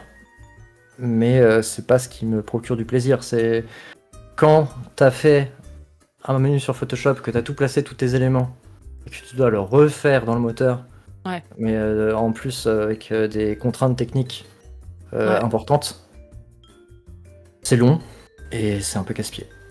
Et est-ce que des fois, genre, t'as fait des trucs moins complexes en UI parce que justement tu savais que techniquement parlant, vu que c'est toi qui allais devoir intégrer, ça allait être galère? Non. Ok. Non. C'était pas le but. On savait qu'on avait beaucoup de temps. Et on m'a dit, fais le plus que tu peux. Si jamais c'est irréalisable, on le fera pas. Ou alors t'auras de l'aide. Donc ça, c'était cool. On m'a dit, fais-toi plaisir sur les concepts. Aucune limite sur les types de menus, les types d'effets, les types de... Si tu veux mettre de la 3D partout, voilà. Il n'y avait pas de contraintes. Je vois qu'il y a Kobe qui dit est-ce que les menus sont dessinés sur Photoshop? Je pensais que les UI design utilisaient Figma. Toi, donc quand tu dis, Photoshop, c'est pour tous tes projets. Là, tu parles de ce projet-là plus Expedition 33. Ah putain, déter, hein. Parce que nous on les menus, on les faisait sur Adobe XD, parce que Figma, on n'avait pas pu changer. Mais Photoshop... Non, mais je suis un psychopathe et j'aurais pas dû faire ça. Maintenant, je fais du Figma. Ça fait 1 an que je fais du Figma. Mais j'ai fait mes études de graphisme en 2014. C'était le début d'XD, c'était horrible, c'était moche. Il n'y avait pas Figma. Moi, j'ai tout appris sur Photoshop. Et je suis resté. En fait, je suis sorti de mes études, je suis directement rentré dans le jeu vidéo, dans le studio indé. J'avais personne d'autre pour me montrer des trucs, donc je suis resté dans. T'es resté sur l'outil que tu connaissais, quoi. Ouais, c'est ça. Et après, je suis passé dans un studio indé où il y avait que moi comme UI. Je suis resté sur mon outil encore. Mais sauf que sur Expedition 33, c'était un gros projet quand même. J'ai senti les limites. Et comme j'ai senti les limites, maintenant je fais du Figma. T'as galéré à prendre en main Figma du coup ou pas? Parce que genre ça veut dire que t'avais pas du tout. T'avais déjà utilisé Adobe XD et tout quand même. à côté de Photoshop, je suppose. Je commence Ou à y pas? toucher. Bah, c'est assez similaire à XD, ouais. Ouais. C'est- Ah, parce En que fait, c'est pas des outils qui me plaisent. Moi, je fais le Ouais. concept sur Photoshop dans tous les cas. Et s'il y a besoin de Figma pour faire des itérations, de boutons qui changent et de choses comme ça, et d'interactions, là, je passe sur Figma. Mais le concept de base, je le fais sur Photoshop. Parce que pour moi, Figma, c'est trop lent. Je suis pas Ok. rapide dessus. Et il n'y a C'est pas marrant, hein. y a pas les effets tu sais, de lumière que tu peux faire dans Photoshop et des choses comme ça. Ouais. De filtres et de. Ouais, non, juste. Ouais, non, oui, effectivement, si tu pars là-dedans, tu te fais bien plus chier. Moi, je voyais genre tous les layers que bah, ma pote UI artiste faisait, genre dans tous les sens pour Figma, pour faire l'effet qu'elle voulait avoir, tu vois. Alors, c'était pas Figma, du coup, c'était Adobe XD, mais je capte ce que tu veux dire. Pour Et, moi, je le fais sur Photoshop, ouais. Ok. Bah, en vrai, trop intéressant, tu vois. J'étais persuadée, moi aussi, que c'était sur Figma ou Adobe que tu faisais ça. Non. Et donc, t'as dit l'icono, c'est pas trop ton truc. Le layout, voilà, tu le fais parce qu'il faut, mais c'est pas trop non plus ce que tu préfères. Et le côté répétitif, ça rejoint un peu ce qu'on s'était dit avec Léo pour le concept art. Et donc, répétitif en mode, une fois que c'est parti en production et que tu dois itérer et refaire et tout. Ouais. Bah, après, ça a son charme. Ça déroule. Une fois que t'as créé 300 assets pour un jeu, tu les recolles partout. Si tu veux faire un nouveau menu, tu pioches un peu à gauche à droite et ça fait quelque chose et ça marche directement sans que tu aies à réfléchir. Et ça a son côté magique. Tu te dis, oh, je suis fort quand même, j'ai fait ça en une demi-journée. Il y a 3 ans, je faisais ça en une semaine et demie. Waouh! Mais c'est un peu rébarbatif aussi parce que bah, on voit le même genre de design pendant 4 ans de prod. Ouais. Pour des projets comme GTA, j'imagine même pas 10 ans de prod. Ouais. Un enfer. Ouais, tu vois, moi, avant de rentrer dans le jeu vidéo, j'étais en mode ouais, Red Dead, The Last of Us, je veux trop bosser dessus. Et après, encore une fois, hein, c'était sur une simulation, donc c'est pas pareil. Je me suis 3 ans sur une simulation où c'est les mêmes écrans et où il y a un mec dans Red Dead, il a fait 10 ans sur les couilles d'un cheval. Comment? Genre vraiment, comment? Comment il a fait? Je pense qu'il a pas passé 10 ans spécifiquement là-dessus. Mais... Ah ouais, tu crois? Est-ce que t'es sûr? Ouais, non, Non, il mais- avait aussi fait des traces de pieds dans la neige. Ah oui, attention, ouais, c'est vrai qu'il y avait ça. Et c'est les... vrai. ouais. Mais ouais, non, bah, le côté répétition, de toute façon, je pense que dans le jeu vidéo, enfin, ouais, j'ai l'impression, en fait, il y a que quand t'es en agence et que tu vas, en fait, bosser, ou freelance, et que tu bosses sur des projets complètement différents, que ce côté répétitif, dans tous les métiers, est peut-être moins présent. En tout cas, artistique. Mais sinon, j'avoue... et Protocore, du coup, parce que depuis tout à l'heure, je montre un peu des écrans de Protocore. Est-ce que tu veux nous parler de ce projet-là? Donc, t'as expliqué un petit peu que vous étiez 9, c'est ça? Ouais, on était 9. Je viens de retrouver. Oups. Je viens de retrouver cet après-midi un dossier. Vas-y. J'avais sauvegardé mon PC de l'époque, mais je vais pas le montrer là. Il y a trop de choses. Oh, quel dommage, tu m'as teasé. Ah, J'ai switché direct. J'ai retrouvé tout mon ordinateur en fait de l'époque à l'intérieur de cet ordi sur lequel j'ai actuellement là, du jeu de Protocore. Mais ouais, non, Protocore c'était un jeu. Le pitch c'était faire un shooter à la Doom en mode sci-fi avec l'IA qui apprend de ta manière de jouer. Ouais. On est en 2017. Ça s'était pas encore trop fait. et puis voilà.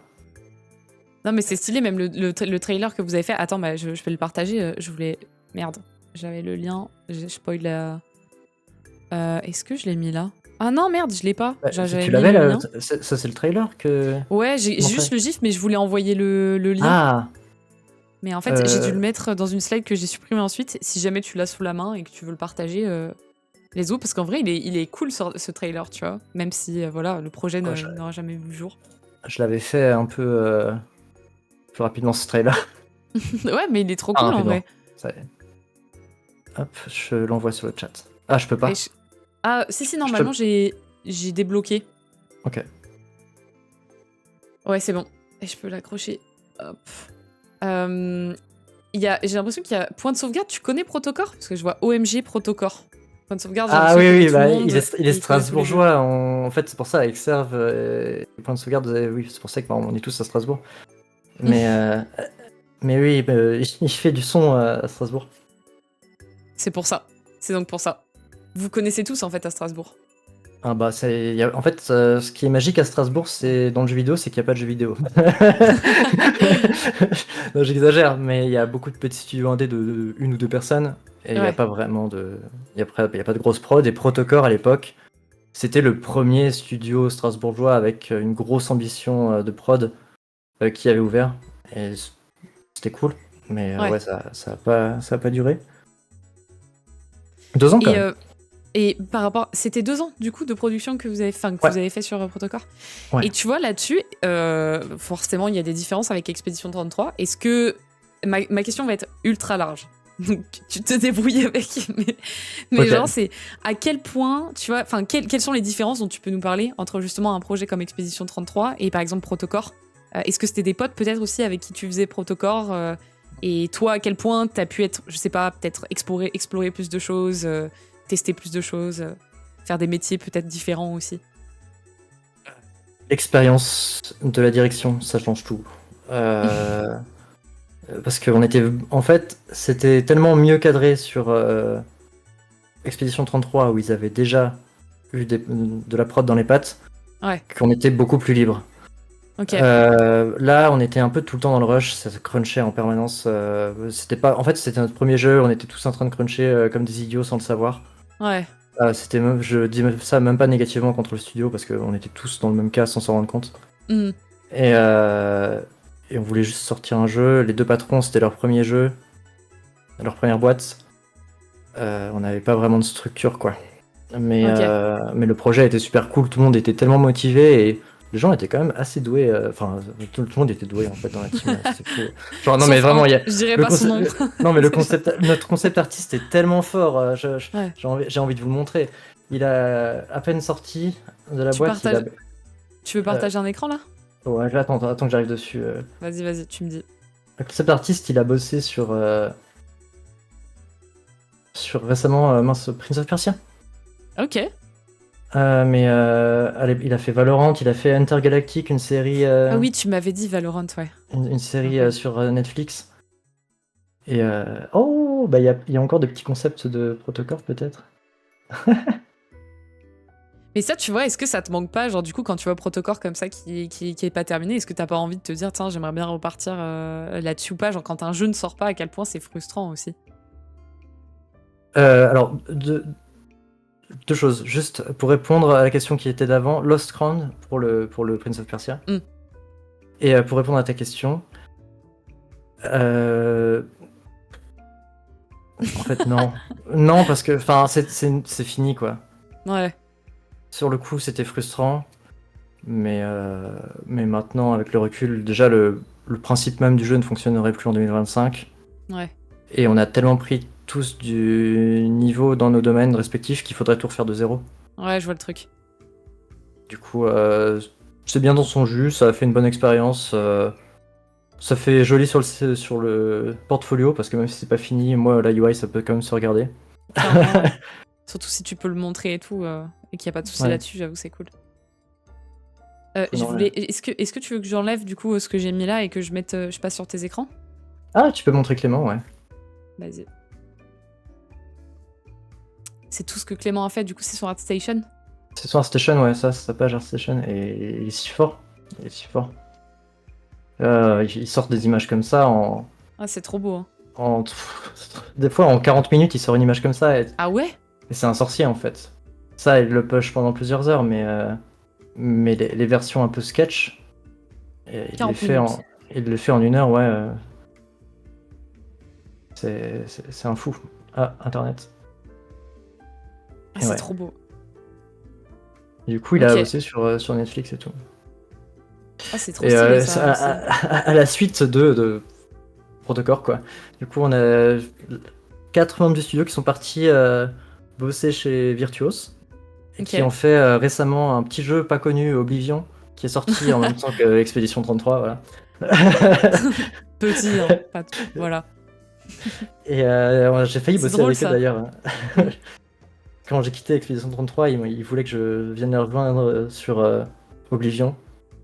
Mais il y a des micmacs de RH à Virtuos ont fait que j'ai pas pu les rejoindre.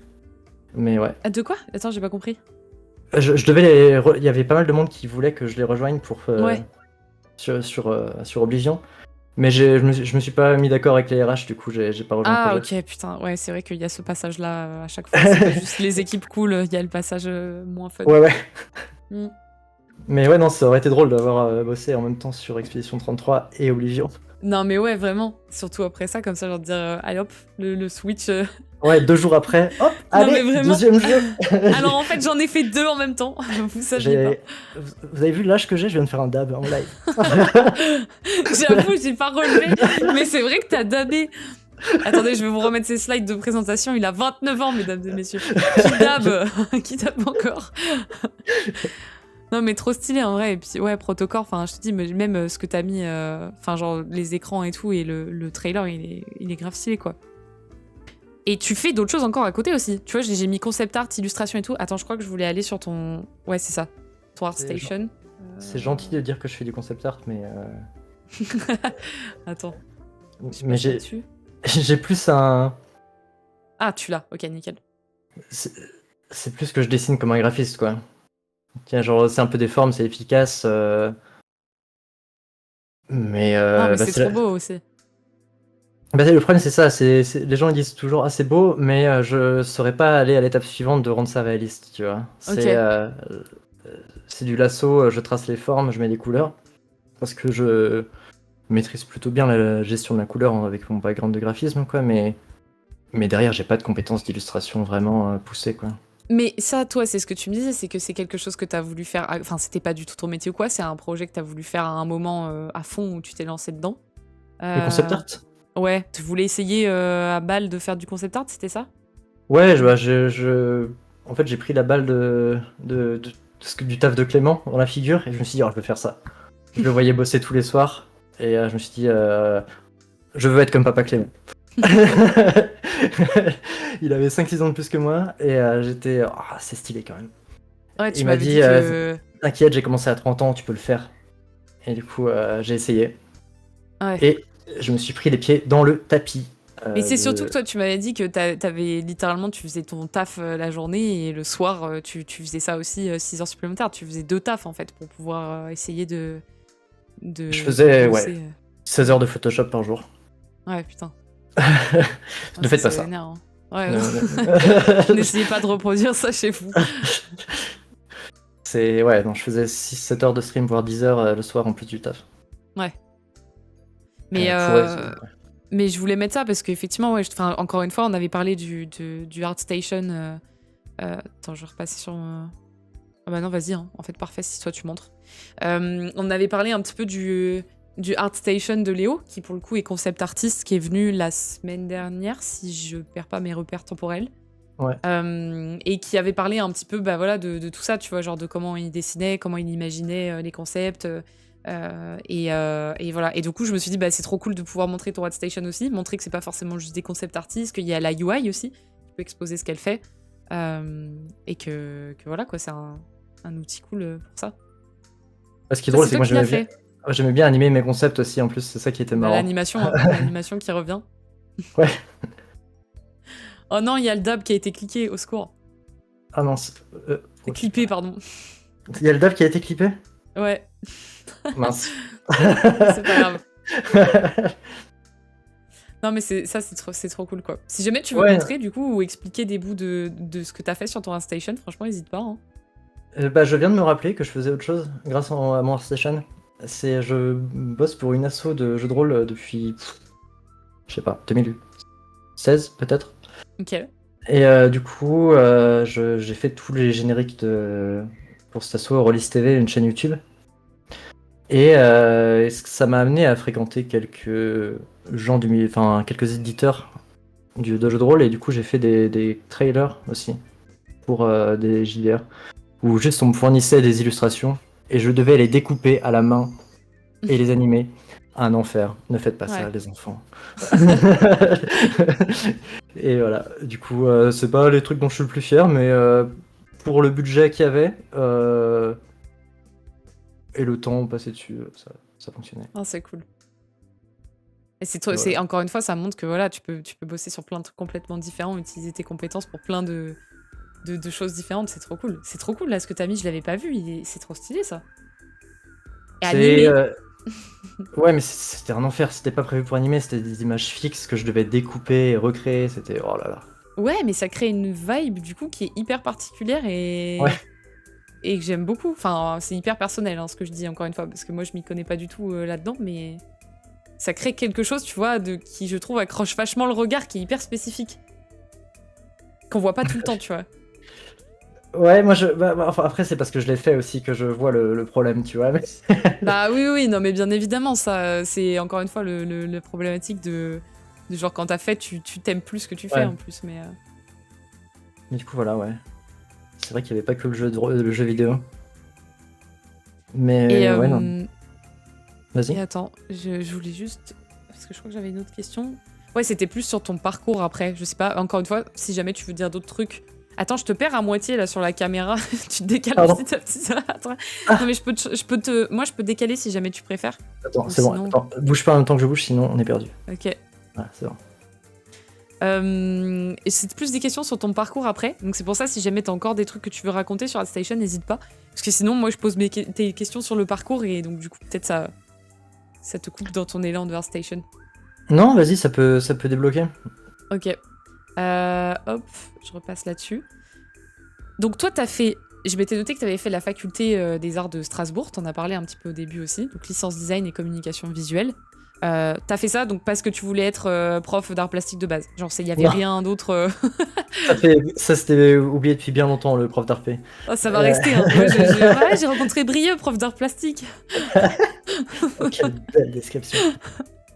Non, la fac, c'était vraiment juste pour avoir un bac+3. Ok. Parce que j'avais un BTS, design graphique. Je suis arrivé à la fac, le niveau de la fac m'a fait un peu grincer des dents. Mm. Enfin, bah, le niveau technique, je veux dire. Ok. Il y avait vraiment du retard.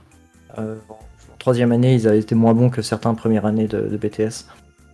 C'est normal, il n'y a pas autant d'heures de pratique, mais du coup, non, moi c'était juste pour cocher la case bac+3 et trouver des tafs mieux payés. Ok. Sinon, Simple. je me serais contenté du BTS design graphique qui m'allait très bien. Ok.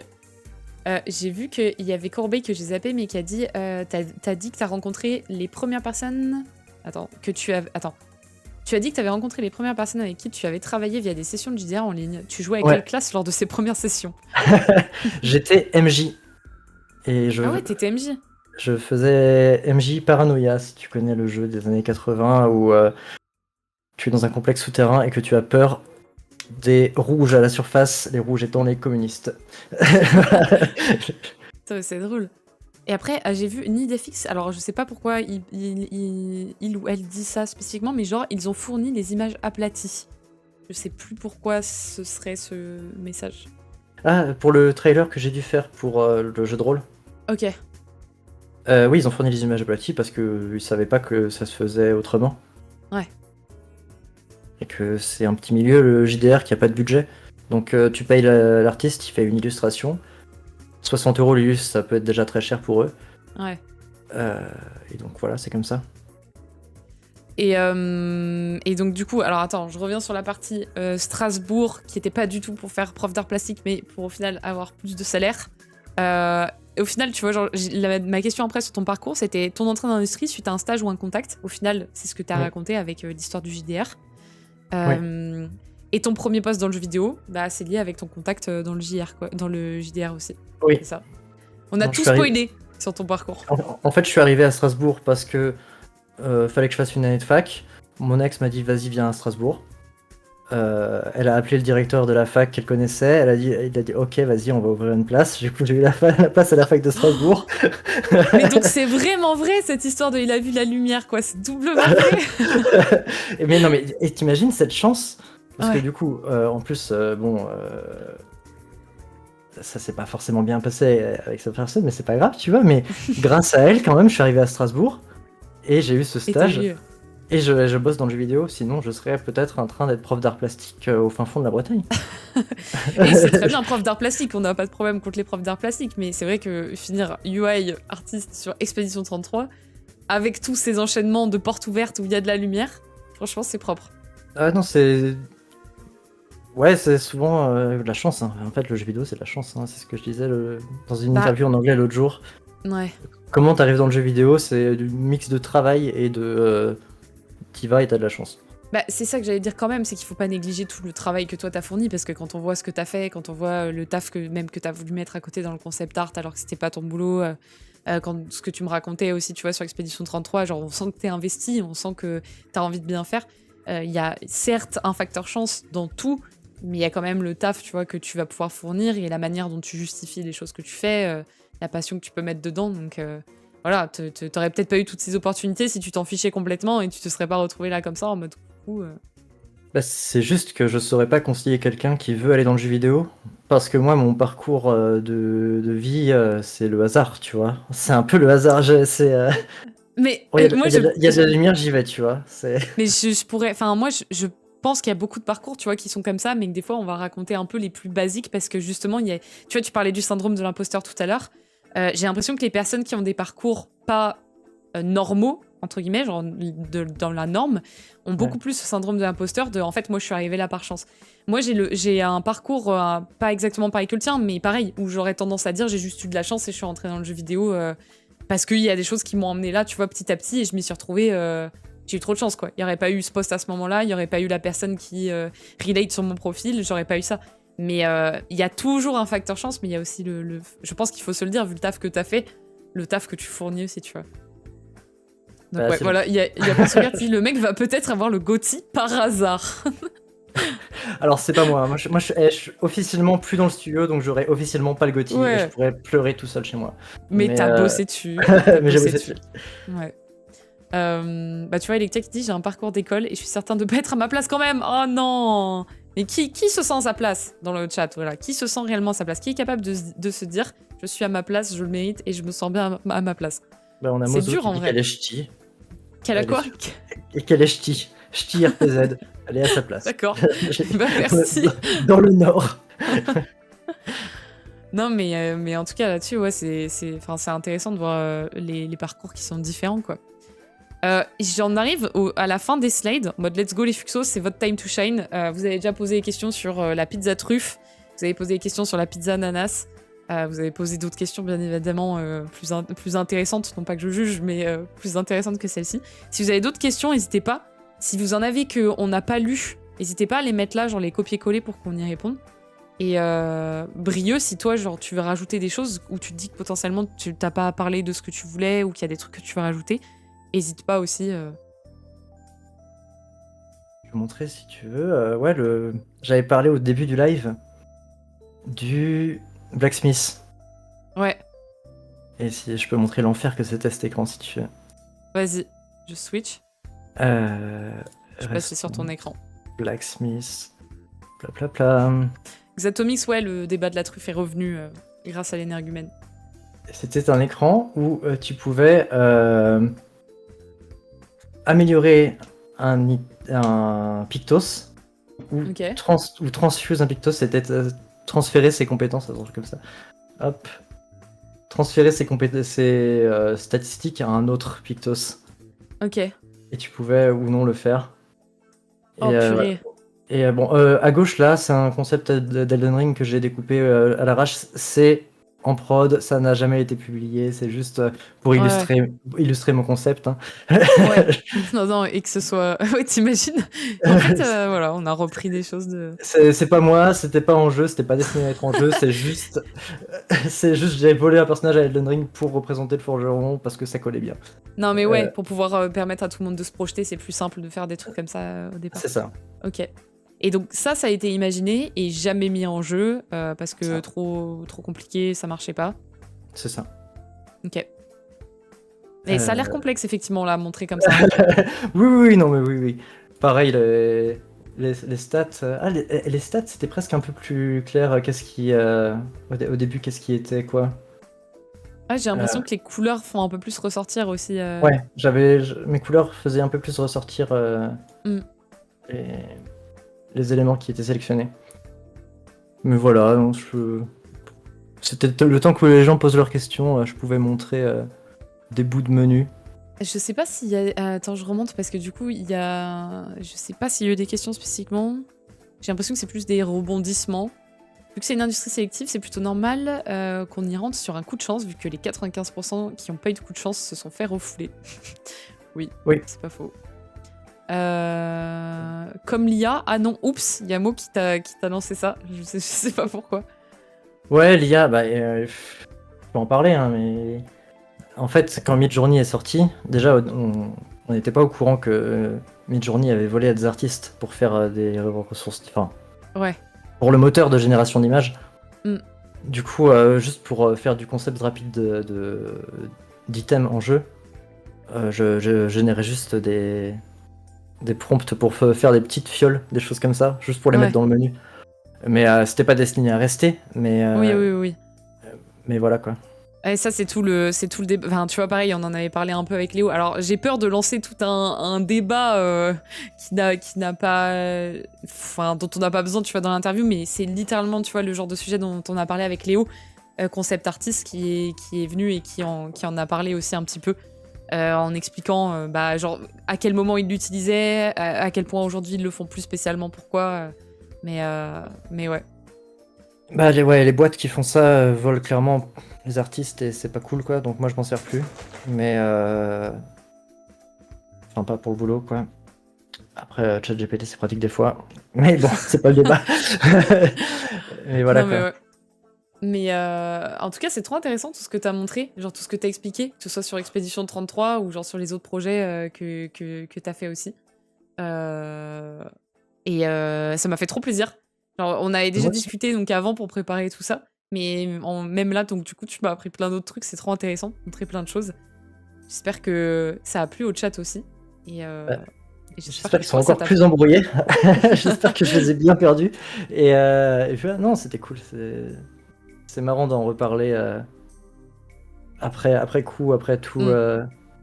Parce que moi, quand je parlais du jeu à l'époque, et qu'on me disait Expédition 33, on me regardait. Tu bosses à Ubisoft? Non. Ah bah je connais pas alors. Et voilà quoi. Donc là, c'est chouette de pouvoir parler de son taf et que les gens ils voient un peu ce que j'ai fait. Et, ouais. Puis même toi, genre, ça te permet de faire une rétrospective aussi, de ressortir des écrans et tout, et genre, je vois que t'aimes bien, genre, ressortir et dire « Ah oui, c'est vrai qu'il y avait ça, et puis il y avait ça ». Enfin, ça fait toujours du bien de voir comment ça a évolué, je trouve, donc trop cool. Bah là, j'ai ressorti des trucs juste pour vous en live, et même moi, ça m'a replongé dedans, donc... Ah ouais, c'est cool. Franchement, ça fait trop plaisir. Bah écoute, je sais pas si tu veux rajouter quelque chose, sinon, c'est un clap de fin. Bon bah moi c'est cool, pour ceux qui veulent bosser dans le jeu vidéo, n'essayez pas de bosser en télétravail, en ce moment c'est mort, et voilà. Ouais, vraiment, en vrai, tu penses que vraiment en télétravail c'est trop chaud? Enfin, déjà de base, il y a trop de personnes qui se font virer, donc je suppose qu'en télétravail ça doit être encore plus complexe, mais... Ouais, bah là je galère, hein. Avant la sortie d'Expédition 33, c'était impossible pour moi d'avoir un entretien avec le télétravail. Maintenant que le jeu est sorti et que les gens voient ce que j'ai fait, j'ai des entretiens. Ouais. Mais ouais, non, sinon le télétravail c'est comme chaud. Ouais, surtout que toi du coup tu veux être en 100%, enfin tu cherches à être en 100% dans un studio, pas en freelance. 100% ouais, plutôt. Après, okay. si je suis obligé, peut-être que je ferai un peu de freelance, mais l'idéal c'est un studio, ouais. Mais ouais, c'est galère. Et puis en plus, vu que maintenant il y a le télétravail qui est squeezé aussi, donc il y a des personnes qui se font virer, et en plus le télétravail est complètement enlevé des personnes qui avaient ça comme opportunité à un moment, ça m'étonne pas que ce soit vraiment galère. Bah, ouais, non, j'allais dire merci. Bah, nickel, la synchronisation, quoi. J'entends les applaudissements, en fait, de l'énergumène, Satanimax, Nixma, that's insane, il a dit. Mais ça m'a fait trop plaisir, donc merci à toi, en vrai, pour ton temps et pour toutes tes explications. Et voilà. Bah, à bientôt. Et si t'as besoin de questions sur la UI quand tu feras ton truc de review de Expédition 33, n'hésite pas à poser des questions. De fou, carrément. Il faut que j'avance là-dessus aussi, c'est la prochaine vidéo. Il y a la première d'abord, mais carrément, merci, ça me fait trop plaisir. Et bah sur ce, je te souhaite une bonne soirée, encore merci de fou. C'était trop bien, merci pour la discussion. J'espère que ça a plu à tout le monde, mais j'en doute pas trop, c'était trop intéressant. Yes, ciao. Et quoi, je te laisse finir ton live avec les autres. Ouais. Bonne nuit le chat. Bisous. Ciao, Brieux. Ciao.